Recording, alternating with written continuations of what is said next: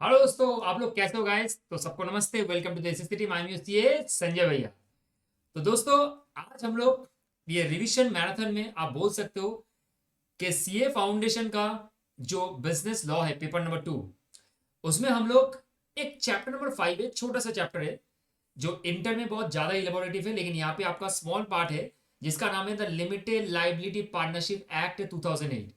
उसको लेके हम लोग पूरा शॉर्ट रिवाइज करेंगे। और जो रिवीजन होने वाला है आपका बहुत इंटरेस्टिंग होगा, बहुत मजा आएगा। कंटिन्यूस 1 घंटा तक आप लास्ट तक बने रहो, देखते रहो। आपका ये पूरा रिवीजन अच्छे से कंप्लीट होगा विथ एग्जाम्पल्स। और इंपॉर्टेंट, लास्ट तक बने रहोगे तो आपको कुछ ना कुछ मिलेगा extra beyond that particular chapter, जो आपके एग्जाम पॉइंट ऑफ व्यू से इंपॉर्टेंट है। तो दोस्तों, स्टार्ट करते हैं विदाउट वेस्टिंग एनी टाइम। शुरू करते हैं हम लोग का जबरदस्त revision with respect to the LLP act. तो दोस्तों, एलएलपी एक्ट जो है, ये एलएलपी एक्ट का रिक्वायरमेंट क्यों है? Why the LLP act evolve, why there is a need of LLP act? तो सबसे पहले क्या होता था कि जब पार्टनरशिप एक्ट, जो ट्रेडिशनल पार्टनरशिप एक्ट होते हैं, उसमें जो फॉर्म होते हैं ना, अगर फॉर्म का, पार्टनरशिप फॉर्म का अगर लाइबिलिटी अनलिमिटेड है, बिकॉज अगर फॉर्म ने कोई भी गलती किया, मिसकंडक्ट हुआ, फॉर्म के नाम पे कोई भी फ्रॉड हुआ, anything else, then the partner is also liable for the unlimited portion. मतलब फॉर्म्स का लाइबिलिटी के साथ पार्टनर्स को भी पूरा झेलना पड़ता था। और कुछ ऐसा भी चीजें बेनिफिट है ना, मतलब सॉरी, कुछ ऐसा भी चीजें जो बेनिफिट कॉर्पोरेट्स को है, मतलब कंपनीज को है, लेकिन भाई अपन का पार्टनरशिप फॉर्म में नहीं है। तो ये सब चीजों को मद्देनजर रखते हुए पार्टनरशिप एक्ट और कंपनीज एक्ट, मतलब पार्टनरशिप का बेनिफिट और कंपनीज में जितना बेनिफिट है सबको पंच किया, और एक हाइब्रिड मॉडल तैयार किया गया है जिससे बिजनेस का ग्रोथ हो, जहां पे रिस्ट्रिक्शंस कम हो और बिजनेस इवोल्यूशन ज्यादा हो। तो इसलिए 2008 में बिल पास हुआ पार्लियामेंट में, और उसके बाद आपका जनवरी 2009 में इनेक्ट हुआ through publishing in the official gadget कि आपका एलएलपी एक्ट लागू किया जाएगा। तो उसके चलते हम लोग पूरा डिस्कशन करेंगे। This is what the reason why the LLP act evolve in India itself. तो चलिए दोस्तों, सबसे पहले फटाक से समझते हैं कि स्टडी मोटिवेशन क्या है, क्या क्या सीखने वाले। इंट्रोडक्शन पढ़ेंगे हम लोग, इसेंशियल फीचर्स पढ़ेंगे, ओके, कैरेक्टरिस्टिक्स देखेंगे, incorporation, difference with the other forms of organisation. हम लोग के सिलेबस में भाई ज्यादा कुछ नहीं है, चैप्टर सॉरी सेक्शन 17 तक है। मतलब हम लोग सेक्शन 17 तक पढ़ेंगे, लेकिन कुछ ऐसा भी पोर्शन है जो आपके सिलेबस के बाहर भी कवर अप हो सकते हैं, तो वो डिस्कस कर लेंगे हम लोग, ठीक है। चलिए आगे बढ़ते हैं। नेक्स्ट, सबसे पहले सर, ये कब आया? सबसे पहले पार्लियामेंट पार्लियामेंट ने पास किया है 12 दिसंबर 2008 को। तो भाई जो पार्लियामेंट है हम लोग का, मतलब सर लोकसभा, मतलब पार्लियामेंट में 2008 31 दिसंबर को ये लॉ पेश, 12 दिसंबर, माय बैड, 12 दिसंबर, ओके, 12 दिसंबर 2008 को ये पार्लियामेंट में पास हुआ। लेकिन सर, पार्लियामेंट में पास होने से ये नहीं माना जाएगा कि ये लॉ पूरा इंडिया में एप्लीकेबल हो चुका है। लेकिन सर, ये लॉ कब इंडिया में एप्लीकेबल हुआ? ये लॉ इंडिया में एप्लीकेबल हुआ है आपका जब प्रेसिडेंट का एसेंट मिला था। लेकिन एप्लीकेबल होता है जब वो ऑफिशियल गैजेट में पब्लिश होता है, या तो ministry of law and justice उसको पब्लिश करवाते हैं, ओके। तो गाइस, आप अगर देखोगे यहाँ पे, तो पार्लियामेंट यहाँ पे इसको पास कब करवाया? 12 दिसंबर को। कब पास करवाया? 12 दिसंबर को, ठीक है।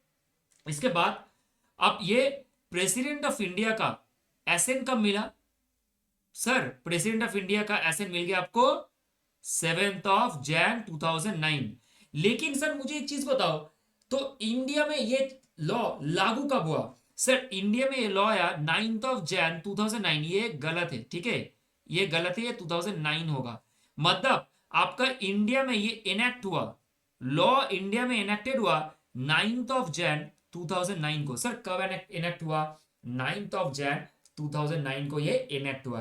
तो सर तीन चीज समझते हैं यहाँ पे, क्या क्या सर? सबसे पहले इंडिया का सॉरी, पार्लियामेंट में ये पास कब हुआ सर? 12 दिसंबर को। सर उसके बाद ये प्रेसिडेंट का अप्रूवल कब मिला सर? 7 जनवरी को 2009। लेकिन सर ये इंडिया में इनेक्ट कब हुआ सर? 9 Jan 2009। तो सर ये तीनों चीज पूरा मेरा क्लियर हो गया। अब कॉन्सेप्ट है कि सर ये एलएलपी एक्ट जो है, ये इंडिया में कौन सा रीजन में लागू लिया है? Whole of India. सर ये इंडिया में पूरा लागू है, होल ऑफ इंडिया में। I am repeating again, LLP act is applicable to whole of India, मतलब whole of India means whole of India sir ji. अच्छा इसके बाद अब देखिए, अब जो एलएलपी एक्ट है, एलएलपी एक्ट का फ्लो क्या है? फ्लो है आपका टोटल 81 सेक्शन से। I am repeating again, flow means क्या क्या इसमें हम लोग पढ़ेंगे और क्या क्या लॉ है इसमें। सबसे पहले यहाँ पे 81 सेक्शन से और 4 शेड्यूल से। सर हम लोग का क्या 81 सेक्शंस पढ़ना पड़ेगा? नहीं सर, 81 सेक्शन नहीं, हम लोग को सिर्फ 17 सेक्शन से जो पढ़ना है हम लोग को। तो सर 81 सेक्शंस एंड 4 शेड्यूल्स है जो हम लोग को अभी पढ़ना है। तो सर ये 4 शेड्यूल्स में क्या क्या हम लोग को पढ़ना है? देखो सबसे पहले टोटल 4 शेड्यूल्स में हम लोग को फर्स्ट शेड्यूल्स में बोलते हैं कि भाई what is the mutual rights and duties of the partner and the LLP in the absence of formal agreement। अगर फॉर्मल एग्रीमेंट नहीं है तो फर्स्ट शेड्यूल रेफर करेंगे कि mutual rights and duties partner LLP का क्या हो सकता है और क्या होगा। तो अगर एग्रीमेंट एब्सेंस होगा उस केस में फर्स्ट शेड्यूल आपको प्रेफर करेंगे कि रेफर करेंगे सॉरी कि आपका म्यूचुअल राइट्स एंड ड्यूटीज क्या है सर। दूसरा सेकंड शेड्यूल में बताया गया है कि फॉर्म किस तरीके से एलएलपी में कन्वर्ट हो सकता है। कौन सर? फॉर्म किस तरीके से एलएलपी में कन्वर्ट हो सकता है। उसके बाद सर थर्ड शेड्यूल में बोला गया है conversion of A private company into the LLP. Third schedule specifically says conversion of a private company into the LLP. तो 2 नंबर में क्या है सर? फॉर्म से लेके एलएलपी तक। सर थर्ड शेड्यूल में क्या है sir? Private company to LLP तक। सर फोर्थ शेड्यूल में क्या है sir? Conversion of unlisted public company into LLP, मतलब जो अनलिस्टेड पब्लिक कंपनी जो पब्लिक है लेकिन स्टॉक मार्केट में लिस्टेड नहीं है वो अगर एलएलपी में कन्वर्ट हो तो फोर्थ शेड्यूल को रेफर करना पड़ेगा सर। तो 4 शेड्यूल बता दो सर क्या हुआ। सर नंबर 1, अगर फर्स्ट शेड्यूल में ये बोला गया है कि अगर एग्रीमेंट नहीं है फॉर्मल एग्रीमेंट तो आपका म्यूचुअल राइट्स एंड ड्यूटीज क्या होगा पार्टनर्स का एज वेल एज आपका एलएलपी का। दूसरा शेड्यूल में सर ये बोला गया कि फॉर्म एलएलपी में कन्वर्ट होगा तो क्या क्या प्रोसीड्यूर्स है। उसके बाद थर्ड में क्या बोला गया सर? प्राइवेट कंपनी अगर एलएलपी में कन्वर्ट हो तो क्या हो सकता है? अनलिस्टेड पब्लिक कंपनी अगर एलएलपी में कन्वर्ट होगा तो फोर्थ शेड्यूल में ये बोला गया। तो सर शेड्यूल भी कन्वर्ट हो गया हम लोग का, क्लियर है।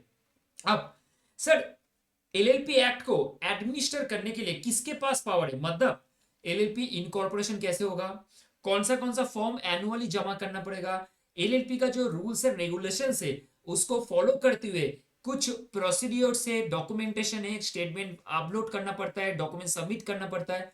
तो पूरा एडमिनिस्ट्रेशन का जो रोल है ना वो आपका एमसीए गवर्न करता है, ministry of corporate affairs. Sir कौन है sir? Ministry of corporate affairs. India में जितना भी मिनिस्ट्री है ministry of corporate affairs mostly आपका कंपनीज और एलएलपीज का कवर अप करते हैं चीजें, मतलब सारे चीजों को कंपनीज के मैटर्स को और एलएलपी के मैटर्स को देखभाल करने के लिए कौन सा मिनिस्ट्री लागू है सर? Corporate affairs. और उनके अंडर में जितना भी इंडिया में स्टेट से एक एक करके आरओसी बैठता है, मतलब आरओसी मतलब मेरे तरह इंसान, वो बैठ के क्या करता है आपके सारे डॉक्यूमेंट्स चेक करते हैं कि आपने जो डॉक्यूमेंट्स फाइल किया है वो कितना सटीक है, वो कितना सही है। ये सारे डॉक्यूमेंट कौन चेक करता है sir? Register of companies. So ROC एक बंदा है और एक्सेप्ट आपका महाराष्ट्र एंड एक्सेप्ट का कर्नाटका, ये दोनों स्टेट में आपका दो दो करके आपका मोस्टली आरओसी है, रजिस्टर्ड है। बाकी सब स्टेट में एक एक करके आरओसी होता है, आपको उनको ही फाइल करने पड़ेंगे कोई भी डॉक्यूमेंट से आपको कोई भी स्टेटमेंट सबमिट करना हो तो।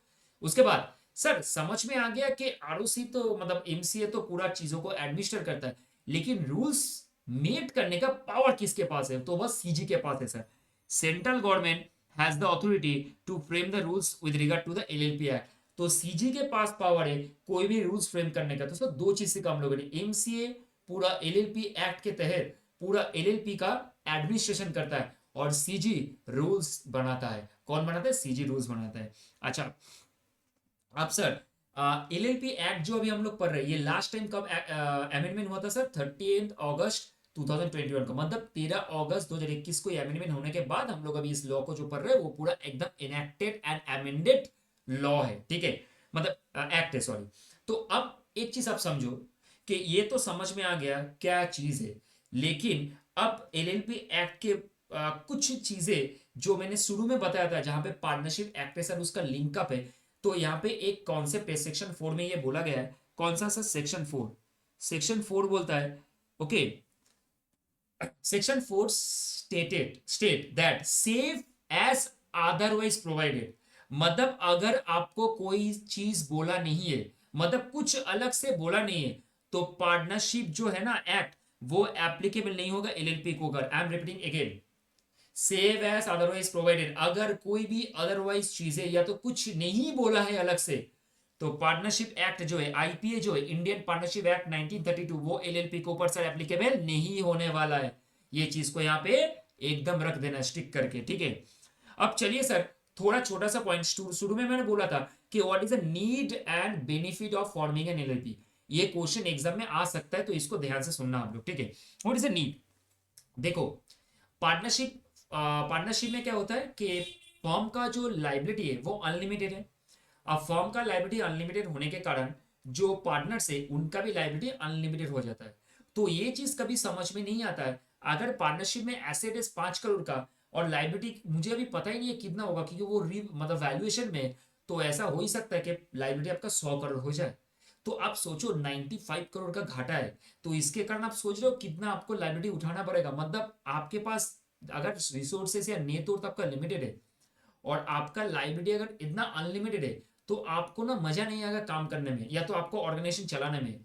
लेकिन अगर आपको पता है कि आपका लाइबिलिटी कितना तक है, आपका एक्सटेंड कितना तक है, आपका कितना दूर मतलब फ्यूचर में ऑब्लिगेशन बन सकता है, तो अगर ये सब चीज आपको पता नहीं होगा तो आपको वो काम करने में मजा नहीं आएगा, क्योंकि आपको ये चीज डर रहेगा दिमाग में कि yes, in future there may be an unlimited circumstances में occur for which there is an concept called LLP. इसलिए एलएलपी इमर्ज होना बहुत जरूरी था, जहां पे कंपनीज का जो बेनिफिट कंपनीज एक्ट के हिसाब से, कंपनीज एक्ट 2013 के हिसाब से जो कंपनीज फॉर्म होते हैं उनको बहुत ज्यादा बेनिफिट दिया जाता है।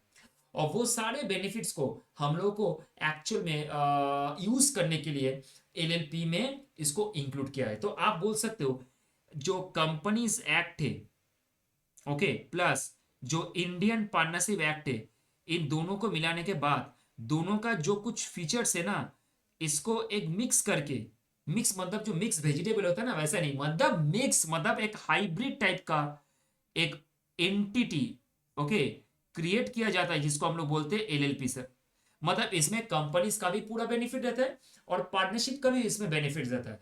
तो दोनों को क्लब करने के बाद एक हाइब्रिड मॉडल जो है वो एलएलपी कंपनीज होती है, या तो एलएलपी मतलब एंटिटीज होते हैं, मोस्टली फॉर्म होते हैं। तो चलिए सर समझते हैं कि एलएलपी में एक्चुअली क्या है। देखो, एलएलपी क्या करता है, ये जो मतलब करेंट जो ग्रोथ है, जहां पे लिखा है contemporary growth of Indian economy, जो करंट इंडिया इकोनॉमी का ग्रोथ है ना, इंडियन इकोनॉमी का जो ग्रोथ है, क्योंकि Indian economy is emerging economy, correct. अब इनका जो ग्रोथ है वो एक्चुअल में एलएलपी बहुत हद तक हेल्प करता है। क्योंकि अगर आप देखोगे आज के जमाने में एलएलपी मोस्टली क्या होते हैं, एलएलपी मोस्टली आपका फर्म ही है, लेकिन उसमें मिक्स ऑफ मतलब आप बोल सकते हो फीचर्स है। जैसे अगर एलएलपी का एग्जांपल आप लोग लेंगे, तो आप देखोगे चार्टर अकाउंटेंट फॉर्म, जैसे मान के चलो मैं एक आपको छोटा सा एग्जांपल दे रहा हूँ, बिग फोर कंपनीज जो है ना, उसमें आप देखोगे कि पीडब्ल्यूसी इंडिया एलएलपी लाइक दैट, या तो आप बोल सकते हो कि ई वाई एलएलपी, या तो केपीएमजी एलएलपी सर्विसेज एलएलपी, या तो केपीएमजी कंसल्टिंग एलएलपी, ठीक है। तो ये सब एलएलपी क्यों फॉर्म करते हैं? क्योंकि इनको भाई कुछ बेनिफिट चाहिए पार्टनरशिप का, भाई इनको पार्टनरशिप का बेनिफिट के साथ साथ कंपनीज का भी कुछ बेनिफिट चाहिए, इसलिए लोग एलएलपी फॉर्म करते हैं। और आप सोचो जितना भी अकाउंटिंग फॉर्म है, जितना भी मैनेजमेंट फॉर्म है, जितना भी कंसल्टिंग फॉर्म है, जितना भी लॉयर्स फॉर्म है, जितना भी आप बोल सकते हो छोटा छोटा बिजनेस, जैसे आपका इंटीरियर डेकोरेशन हो गया, या तो आपका कैटरिंग सर्विसेज हो गया, ये सब में ना आपका एलएलपी बिजनेस स्टार्ट होता है, क्योंकि एलएलपी से करने से आपको बेनिफिट बहुत ज्यादा मिलता है, क्योंकि इनका फ्यूचर, ये सब सर्विस का फ्यूचर जो है ना वो बहुत ब्राइट है। क्योंकि इसमें आपका बनेगा, जैसे अकाउंटिंग फॉर्म में काम बढ़ेगा कभी घटेगा नहीं, अगर आपका क्वालिटी अच्छा है या आपका सर्विस ऑन टाइम है। तो that is why LLP they are actually thinking for forming the LLP. So guys, important क्या है sir, contemporary growth of Indian economy for which LLP need to be incorporate. दूसरा sir, अब ये ना एक alternative corporate business vehicle की तरह काम करता है, मतलब ये एक्चुअल में इस तरीके से काम करता है कि एक कॉर्पोरेट मतलब सॉरी ऑल्टरनेटिव व्हीकल है, बिजनेस व्हीकल, जो पार्टनरशिप नहीं है, क्योंकि पार्टनरशिप में सब चीज अनलिमिटेड है, लेकिन लिमिटेड मतलब लाइबिलिटी लेके और आप कुछ एक्स्ट्रा बेनिफिट भी उठा सकते हो with respect to the company, तो इसलिए इसको एक ऑल्टरनेटिव कॉर्पोरेट व्हीकल्स भी बोलते हैं। उसके बाद ये एक स्ट्रक्चर डेफिनेटली हम लोग सीखे थे कि कंपनी जो है उसका एक स्ट्रक्चर होता है, और जो ट्रेडिशनल पार्टनरशिप होता है दोनों को पंच करने के बाद ये तैयार होता है, तो ये एक बेनिफिट रहता है दोनों के पंच करने के बाद। अब इसमें जो खास इंपॉर्टेंट चीज है वो क्या है, देखो यहाँ पे लिखा है कि it's allowed its member the flexibility of organising their internal structure as a partnership based on a mutually arrived agreement. Agreement के बेसिस में ये लोग क्या करते हैं, जो इंटरनल स्ट्रक्चर है ना उसको फ्लेक्सिबल करते हैं। मतलब जैसे मान के चलो एबीसी तीनों जन है, अब क्या है कि सी को थोड़ा बुक समझ में कम आता है, मतलब उसको रिकॉर्ड करना उतना समझ में नहीं आता, तो सी क्या करता है, ये लोगों का बिजनेस क्या है ना, पता है इन लोगों का बिजनेस है आपका सेकेंड हैंड कार्ड डिलीवरी का। ये लोग क्या करते हैं पता है, जितना भी सेकेंड हैंड कार्ड डिस्ट्रीब्यूटर है ना उनका कार्ड लेके ये लोग डिलीवरी का काम करता है। तो ए को बहुत अच्छा खासा नॉलेज है और ये थोड़ा पढ़ा लिखा है, तो ये क्या करता है, कौन सा कार डिलीवरी करना है, कब डिलीवर करना है, कहाँ पे डिलीवरी करता है, वो पूरा एडमिनिस्ट्रेशन का काम करता है। बी क्या करता है, बी आपका हर एक डिस्ट्रीब्यूटर से मिलके मार्केटिंग का काम करता है। और सी क्या करते हैं, सी आपका एक्चुअल में डिलीवर करता है, मतलब वो जाता है और जाके गाड़ी उठाता है और गाड़ी लेके डिलीवर कर देता है। मतलब सी का मोस्टली काम है कि भाई खुद एज वेल एज कुछ एक दो ड्राइवर लेके जाना और उसके बाद गाड़ी को डिलीवर कर देना। तो आप सोचो इसमें कि ये जो स्ट्रक्चर है ये लोग खुद ही बनाया, एक इंटरनल स्ट्रक्चर खुद बनाया और फ्लेक्सिबल भी हो सकता है। जैसे अगर मान के चलो बी मार्केटिंग करता है कि बी थोड़ा पढ़ा लिखा है, अब ए कोई दिन एब्सेंस हो गया या तो उसको छुट्टी में जाना है एक महीने के लिए बाहर, तो बी उसको संभाल लेगा। तो ये एक फ्लेक्सिबल नेचर है काम करने का, तो ये बहुत अच्छा है एलएलपी में, जो कि आपको पार्टनरशिप में नॉर्मली नहीं दिखता है मोस्टली। ठीक है, तो ये एक बेनिफिट है। एंड सबसे और एक चीज इंपॉर्टेंट जो यहाँ पे हम लोग देखेंगे अभी, अच्छा यहाँ पे देखो एक चीज लिखा हुआ है कि liability of the partners will B limited. मतलब सर ये बहुत एक इंपॉर्टेंट टॉपिक है टू डिस्कस, दैट इज जो पार्टनर का लाइबिलिटी है ना, यहाँ पे देखो एक चीज लिखा है यहाँ पे, the LLP itself will be liable for the full extent of his asset. LLP जो है वो तो अपना पूरा जितना एसेट है उसके हिसाब से वो पूरा लाइबल है, LLP is fully liable. Okay, but please remember liability of the partners is limited. मतलब पार्टनर्स का जो लाइबिलिटी है ना वो लिमिटेड है, वो अनलिमिटेड नहीं है। लेकिन कुछ कुछ ऐसा सर्कमस्टांस है जहां पे एलएलपी में भी पार्टनर्स का लाइबिलिटी अनलिमिटेड हो सकता है, लेकिन that is not our part right now. Got it? तो सर समझ में क्या आया कि सर तीन चीजें मुझे या चार चीजें मुझे याद रखना है। सबसे पहले तो एक कॉर्पोरेट ऑल्टरनेटिव कॉर्पोरेट व्हीकल की तरह काम करता है। ठीक है, ऑल्टरनेटिव कॉर्पोरेट व्हीकल मतलब आपका बिजनेस में इमर्जिंग जो बिजनेस है वो इस तरीके से काम करता है कि इसको ग्रोथ दिलाता है। दूसरा सर ये इंडियन इकोनॉमी के ग्रोथ में बहुत ज्यादा फायदेमंद है, क्योंकि इसमें कंपनी का भी फीचर है, पार्टनरशिप का भी फीचर है। इससे क्या होता है, जो नया नया स्टार्टअप्स आते हैं, जो अकाउंटिंग फर्म्स होते हैं, जो कंसल्टिंग फर्म होते हैं, वो लोग एलएलपी फॉर्म करने में ज्यादा इंटरेस्ट रखते हैं। सर तीसरा फ्लेक्सिबिलिटी प्रोवाइड करते हैं based on the internal structure with respect to the agreement they have. तो जिसको जिस तरीके से काम करना है उस तरीके से काम प्रोवाइड किया जाता है और फ्लेक्सिबिलिटी बहुत ज्यादा रहता है। इसके कारण क्या होता है, काम अच्छे से मैनेज भी हो जाता है।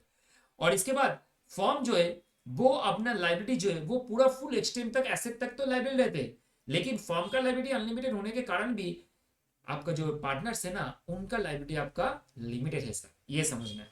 अब चलिए यहाँ पे देखो लिमिटेड लाइबिलिटी पार्टनरशिप का मीनिंग दिया है जो ऑलरेडी हम लोग डिस्कस कर चुके हैं। ठीक है, एक काम करते, एक सेकंड रुकना, मैं एक काम करता हूं, ये ठीक है कोई बात नहीं।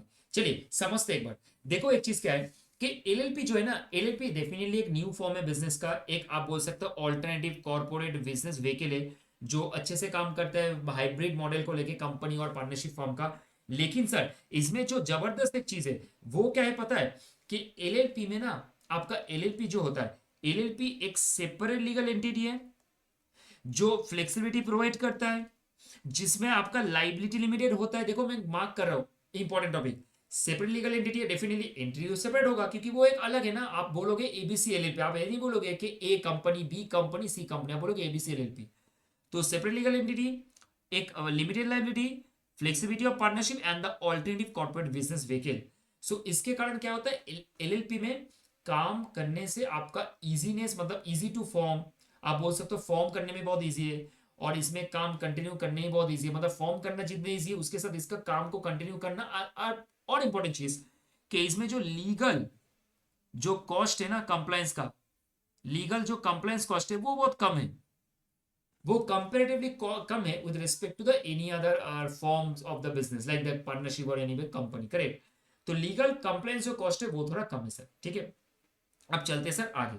देखो, अब सर हम लोग कुछ इंपॉर्टेंट डेफिनेशन की तरफ चलते हैं जो कि बहुत इंपॉर्टेंट है, और मैं आपको मार्क करते करते बताऊंगा। अगर जून 24 टर्म का हम लोग एग्जाम एग्जाम देखते हैं, तो आपका जून 24 टर्म में ये देखा गया था कि आपका कुछ डेफिनेशन आया था जहां पे 6 मार्क था, जहां पे आपका बॉडी कॉर्पोरेट पूछा गया था, म्यूचुअल एजेंसी पूछा गया था, फॉरेन एलएलपी पूछा गया था, और आपका आर्टिफिशियल लीगल पर्सन। ओके, ये चारों चीज का डेफिनेशन पूछा गया था।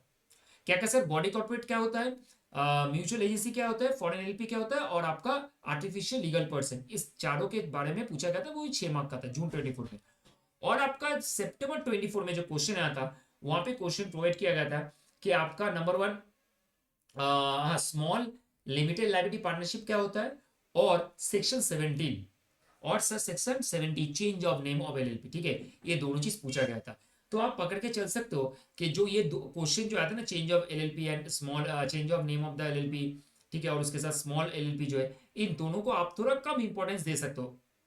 आई मीन दैट कि इसमें आपको ज्यादा फोकस नहीं करना, क्योंकि ऑलरेडी आ चुका है, तो इस बार आने का चांसेस वेरी मिनिमल है, ठीक है।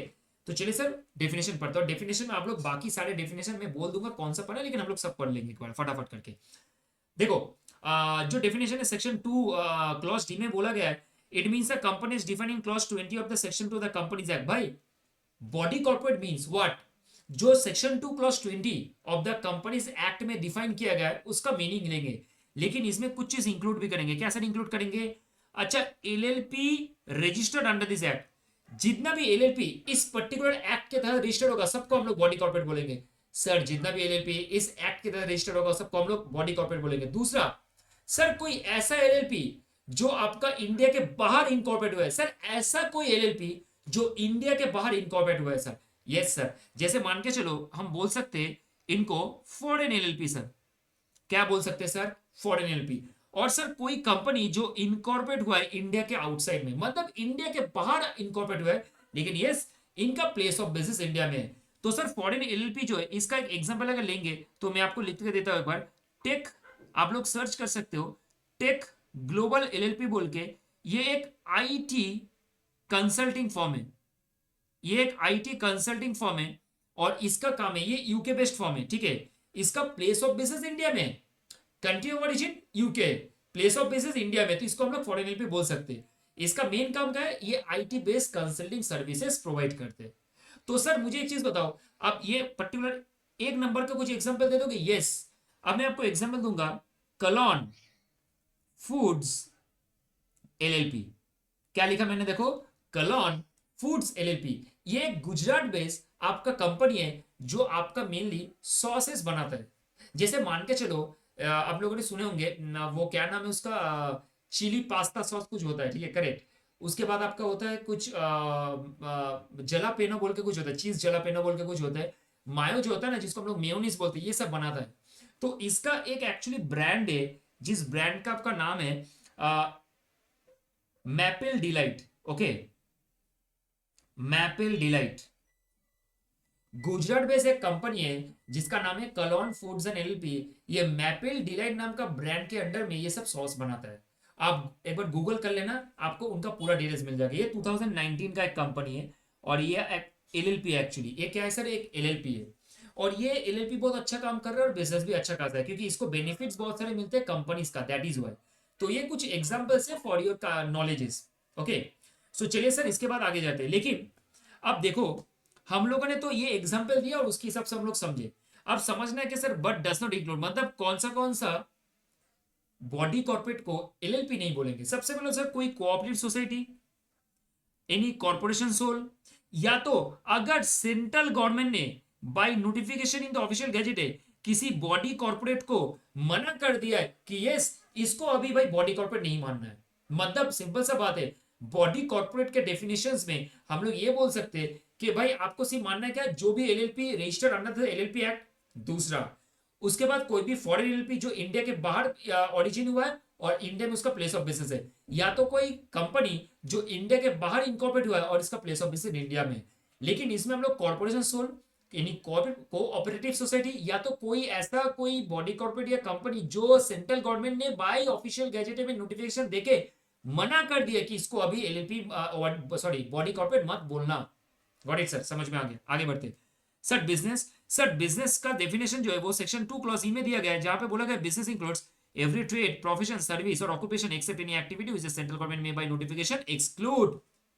तो सेंट्रल गवर्नमेंट एक्सक्लूड कर सकता है कोई बिजनेस को through giving the notification, but otherwise trade profession service and occupation को हम लोग बिजनेस के हिसाब से मानेंगे। आप sir designated partner, sir designated partner आप लोग यहाँ पे नहीं पढ़ेंगे, वो सेक्शन 7 में हम लोग अच्छे से डिफाइन करेंगे अभी, इसके बाद थोड़ी देर बाद ही आएगा। एंटिटी, सर क्लॉज के में क्या बोला गया, देखो entity means any body corporate and includes for the purpose of section 18, 46, 47, 48, 49, 50, 52, 53। So simple सा बात है सर, एंटिटी का जो डेफिनेशन है उसमें बॉडी कॉर्पोरेट ही माना गया और बॉडी कॉर्पोरेट के साथ कुछ ऐसा एंटिटी है जिसको इंक्लूड किया गया है।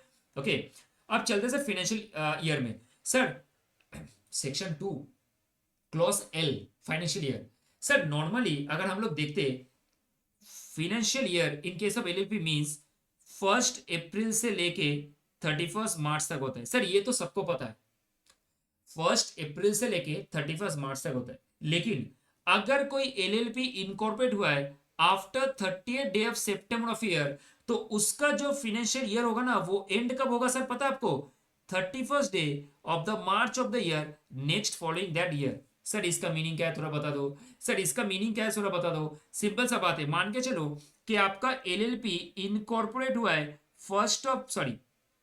एक सेकेंड ना, आपका एलएलपी इनकॉर्पोरेट हुआ है 30 अक्टूबर 2024 को, तो सर ये जो एलएलपी है ये तो 30 सितंबर के बाद हुआ है, तो सर इसका आप बोल सकते हो फाइनेंशियल ईयर एंड कब होगा सर, 31 मार्च 26।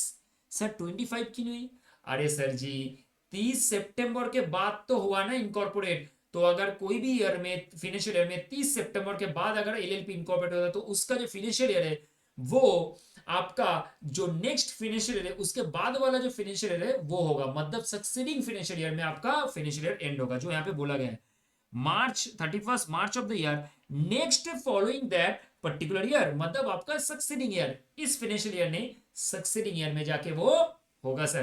तो एग्जांपल समझ में आएगा, this is the example of the financial year का। सर समझ में आ गया ये चीज एकदम बढ़िया, आगे बढ़ते हैं सर फॉरेन एलएलपी हम लोग समझ चुके हैं, जो एलएलपी इनकॉर्पोरेट हुआ है रजिस्टर्ड हुआ है आउटसाइड इंडिया लेकिन जिसका प्लेस ऑफ बिजनेस इंडिया में है सर, जिसका प्लेस ऑफ बिजनेस ये क्या हो गया, जिसका place of business sir India में, तो सर ये पूरा पूरा क्लियर है, समझ में आ गया। सर आप एलएलपी में चलते हैं, देखो एलएलपी का डेफिनेशन हम लोग पढ़ चुके हैं और एलएलपी का डेफिनेशन यहाँ पे नहीं पढ़ोगे तब भी चलेगा, हम लोग एलएलपी एग्रीमेंट में चलता है। सर एग्रीमेंट क्या होता है, सर अगर एग्रीमेंट को हम लोग समझते हैं तो agreement means where there is certain criteria situation circumstances benefits have been written, like जैसे एग्रीमेंट में एलएलपी में किसको कितना शेयर ऑफ प्रॉफिट मिलेगा, किसको कितना, जैसे मान के चलो किसको कितना कैपिटल कॉन्ट्रीब्यूशन होगा, और अगर कोई कैपिटल कंट्रीब्यूशन करते तो उसको इंटरेस्ट मिलेगा कि नहीं, ये सारे क्लॉजेज रहता है एग्रीमेंट में। तो it means any written agreement between the partners of the LLP और between the LLP and its partner which determines mutual rights क्या होंगे। अरे भाई तेरे को बोला था ना तू कैशियर में कैशियर है, तू कैशियर कैश में जाके बैठेगा। अरे ड्यूटीज क्या है, अरे मैंने तेरे को क्या बोला था, गाड़ी डिलीवर करना है। And their rights and duties in relation to the LLP, खुद का क्या ड्यूटी है, खुद का क्या राइट है, और एलएलपी के बेसिस में उनका क्या राइट्स एंड ड्यूटीज है। तो एक खुद का रिस्पॉन्सिबिलिटीज होगा जो निभाना है हमको, उसके साथ एलएलपी में जो भी रिस्पॉन्सिबिलिटीज दिए हमको वो भी मुझे करना पड़ेगा। तो सिंपल सा बात सर, अगर एलएलपी का हम लोग डिस्कस करते हैं एग्रीमेंट के बारे में तो सिंपल सा right mutual rights and duties जो होते हैं ना पार्टनर्स का and in relation to the LLP, वो सब चीज वहां पे लिखा रहता है, करेक्ट। अब सर पार्टनर का जो डेफिनेशन है वो हम लोग अभी पढ़ेंगे। Okay, small limited liability partnership ये ऑलरेडी आ चुका है लेकिन इसको जरूर हम लोग पढ़ेंगे। देखो स्मॉल एलएलपी किसको बोलते हैं, सेक्शन 2 और आपका क्लॉज टीएए, स्मॉल टीए क्या है सर, अच्छा स्मॉल एलएलपी उसको बोलेंगे जिसका आपका कंट्रीब्यूशन मींस पार्टनर का जो कंट्रीब्यूशन है वो आपका एक्सीड नहीं करेगा 25 लाख से, लेकिन सर अगर रूल प्रेस्क्राइब करता है तो वो मैक्सिमम तक जा सकता है कितना sir, 5 crore. I am repeating again, वो कितना तक जा सकता है सर, 5 करोड़, ठीक है, वो आपका 5 करोड़ तक जा सकता है। मतलब सर इसका बोलने का मीनिंग है कि जो कैपिटल कंट्रीब्यूशन होगा it shouldn't be exceed 25 lakh rupees, but as may be prescribe ये जा सकता है कितना 5 करोड़ तक। और सर एलएलपी का जो टर्नओवर होगा ना, as per the statement of accounts and solvency. Sir ये statement of accounts and solvency क्या है, ये हर एक एलएलपी फॉर्म 8 होते हैं एक तो, जिसका नाम है फॉर्म 8। फॉर्म 8 एलएलपी का फॉर्म 8 में statement of accounts and solvency भरते हैं, जहां पे सारे आपका अकाउंट्स क्या क्या है और आप सॉल्वेंट हो कि नहीं इसका आपका पूरा डिटेल्स भरना पड़ता है, ठीक है। तो अगर आपका सास, इसको आप सास बोल सकते हो, सास, एज पर सास प्रीसीडिंग फाइनेंशियल ईयर में आपका का टर्नओवर, सर आपका टर्नओवर, अगर आपका टर्नओवर 40 लाख क्रॉस नहीं किया है तो आप एलएलपी होंगे, स्मॉल एलएलपी होंगे, सॉरी।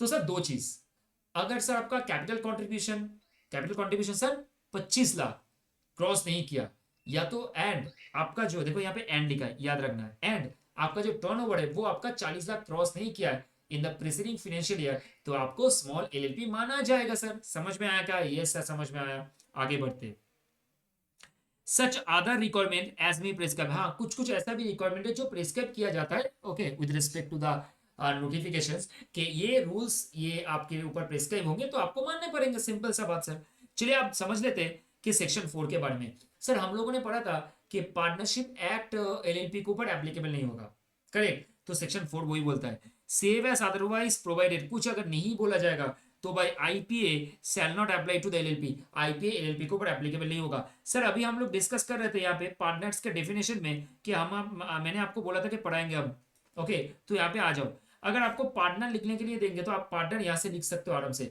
सर पार्टनर्स का मीनिंग क्या होता है? सर मैं अगर छोटा सा मतलब एक एक भाषा में बोलूँ, वर्ड में बोलूँ, सिंपल सा servant to the LLP, servant to the LLP, जो एलएलपी के लिए काम करेगा, सिंपल सा बात, एलएलपी के लिए जो काम करता है। तो सर पार्टनर मींस जो एलएलपी के लिए काम करके देगा, ठीक है। एंड इंडिविजुअल भी हो सकते हैं पार्टनर, या तो आपका बॉडी कॉर्पोरेट भी हो सकता है, माइंडेड, सर आई भी हो सकते हैं या तो बीसी भी हो सकता है, मतलब इंडिविजुअल है तो बॉडी कॉर्पोरेट एलएलपी में हो सकता है। लेकिन sir individual body corporate partner हो सकते हैं, लेकिन ये तीनों जन नहीं हो सकते। सर कौन? ये तीनों जन लेकिन नहीं हो सकते। Sir I am repeating again, ये तीनों जन नहीं हो सकते। कौन सर? अगर कोई अनसाउंड माइंड है, अगर कोई अनसाउंड माइंड है। सर अनसाउंड माइंड किसको बोलते हैं? सर मेरा ना दिमाग खराब है, मतलब क्या चीज में दिमाग खराब है? अरे सर दिमाग खराब इन द सेंस कि मान के चलो कि मुझे ना कुछ समझ में नहीं आया, मैं पेन देख के बोल रहा हूँ सर मेरे पास ना इरेजर है। अरे आजा भाई, पेन है मेरे पास, मैं बोल रहा हूँ इरेजर है, मतलब मैं बोलूंगा ऐसा नहीं है, you are the partner, you said to me, तू पागल है, तेरे को पार्टनरशिप में नहीं लेंगे हम, तेरे को पार्टनरशिप में नहीं लेंगे। अरे भाई मेरे को तेरे को बोलने तेरा बोलने से कुछ नहीं होता है मेरा। अगर कंपिटेंट कोर्ट ये डिक्लेयर कर देगा, ये अनाउंस कर देगा, yes that particular person is unsound mind, तो उसको हम लोग पार्टनरशिप में नहीं लेंगे। दूसरा, अगर कोई इंसॉल्वेंट हो चुका है और वो अभी तक डिस्चार्ज नहीं हुआ, मतलब अनडिस्चार्ज है, उसको हम लोग बोल सकते हैं यस भाई तू तो पार्टनर नहीं होगा, मतलब तू डिस्क्वालीफाई हो गया है पार्टनरशिप से, मतलब पार्टनर से। मतलब सर अगर किसी का एसेट मान के चलो 1 लाख का है, किसी का लाइबिलिटी मान के चलो 10 लाख का है, तो ये जो एसेट्स और लाइबिलिटीज के इतना बड़ा गैप है ना, इसके कारण वो कभी उभर नहीं सकता है इसका प्रॉब्लम से। तो अगर किसी को लग रहा है कि मेरा एसेट इतना है, लाइबिलिटी इतना है, तो भाई मेरे पास पॉसिबिलिटीज नहीं है, मैं सरेंडर कर चुका हूं ऑलरेडी, जस्ट अभी पूरा डिस्क्लोज करना है पूरा चीजें।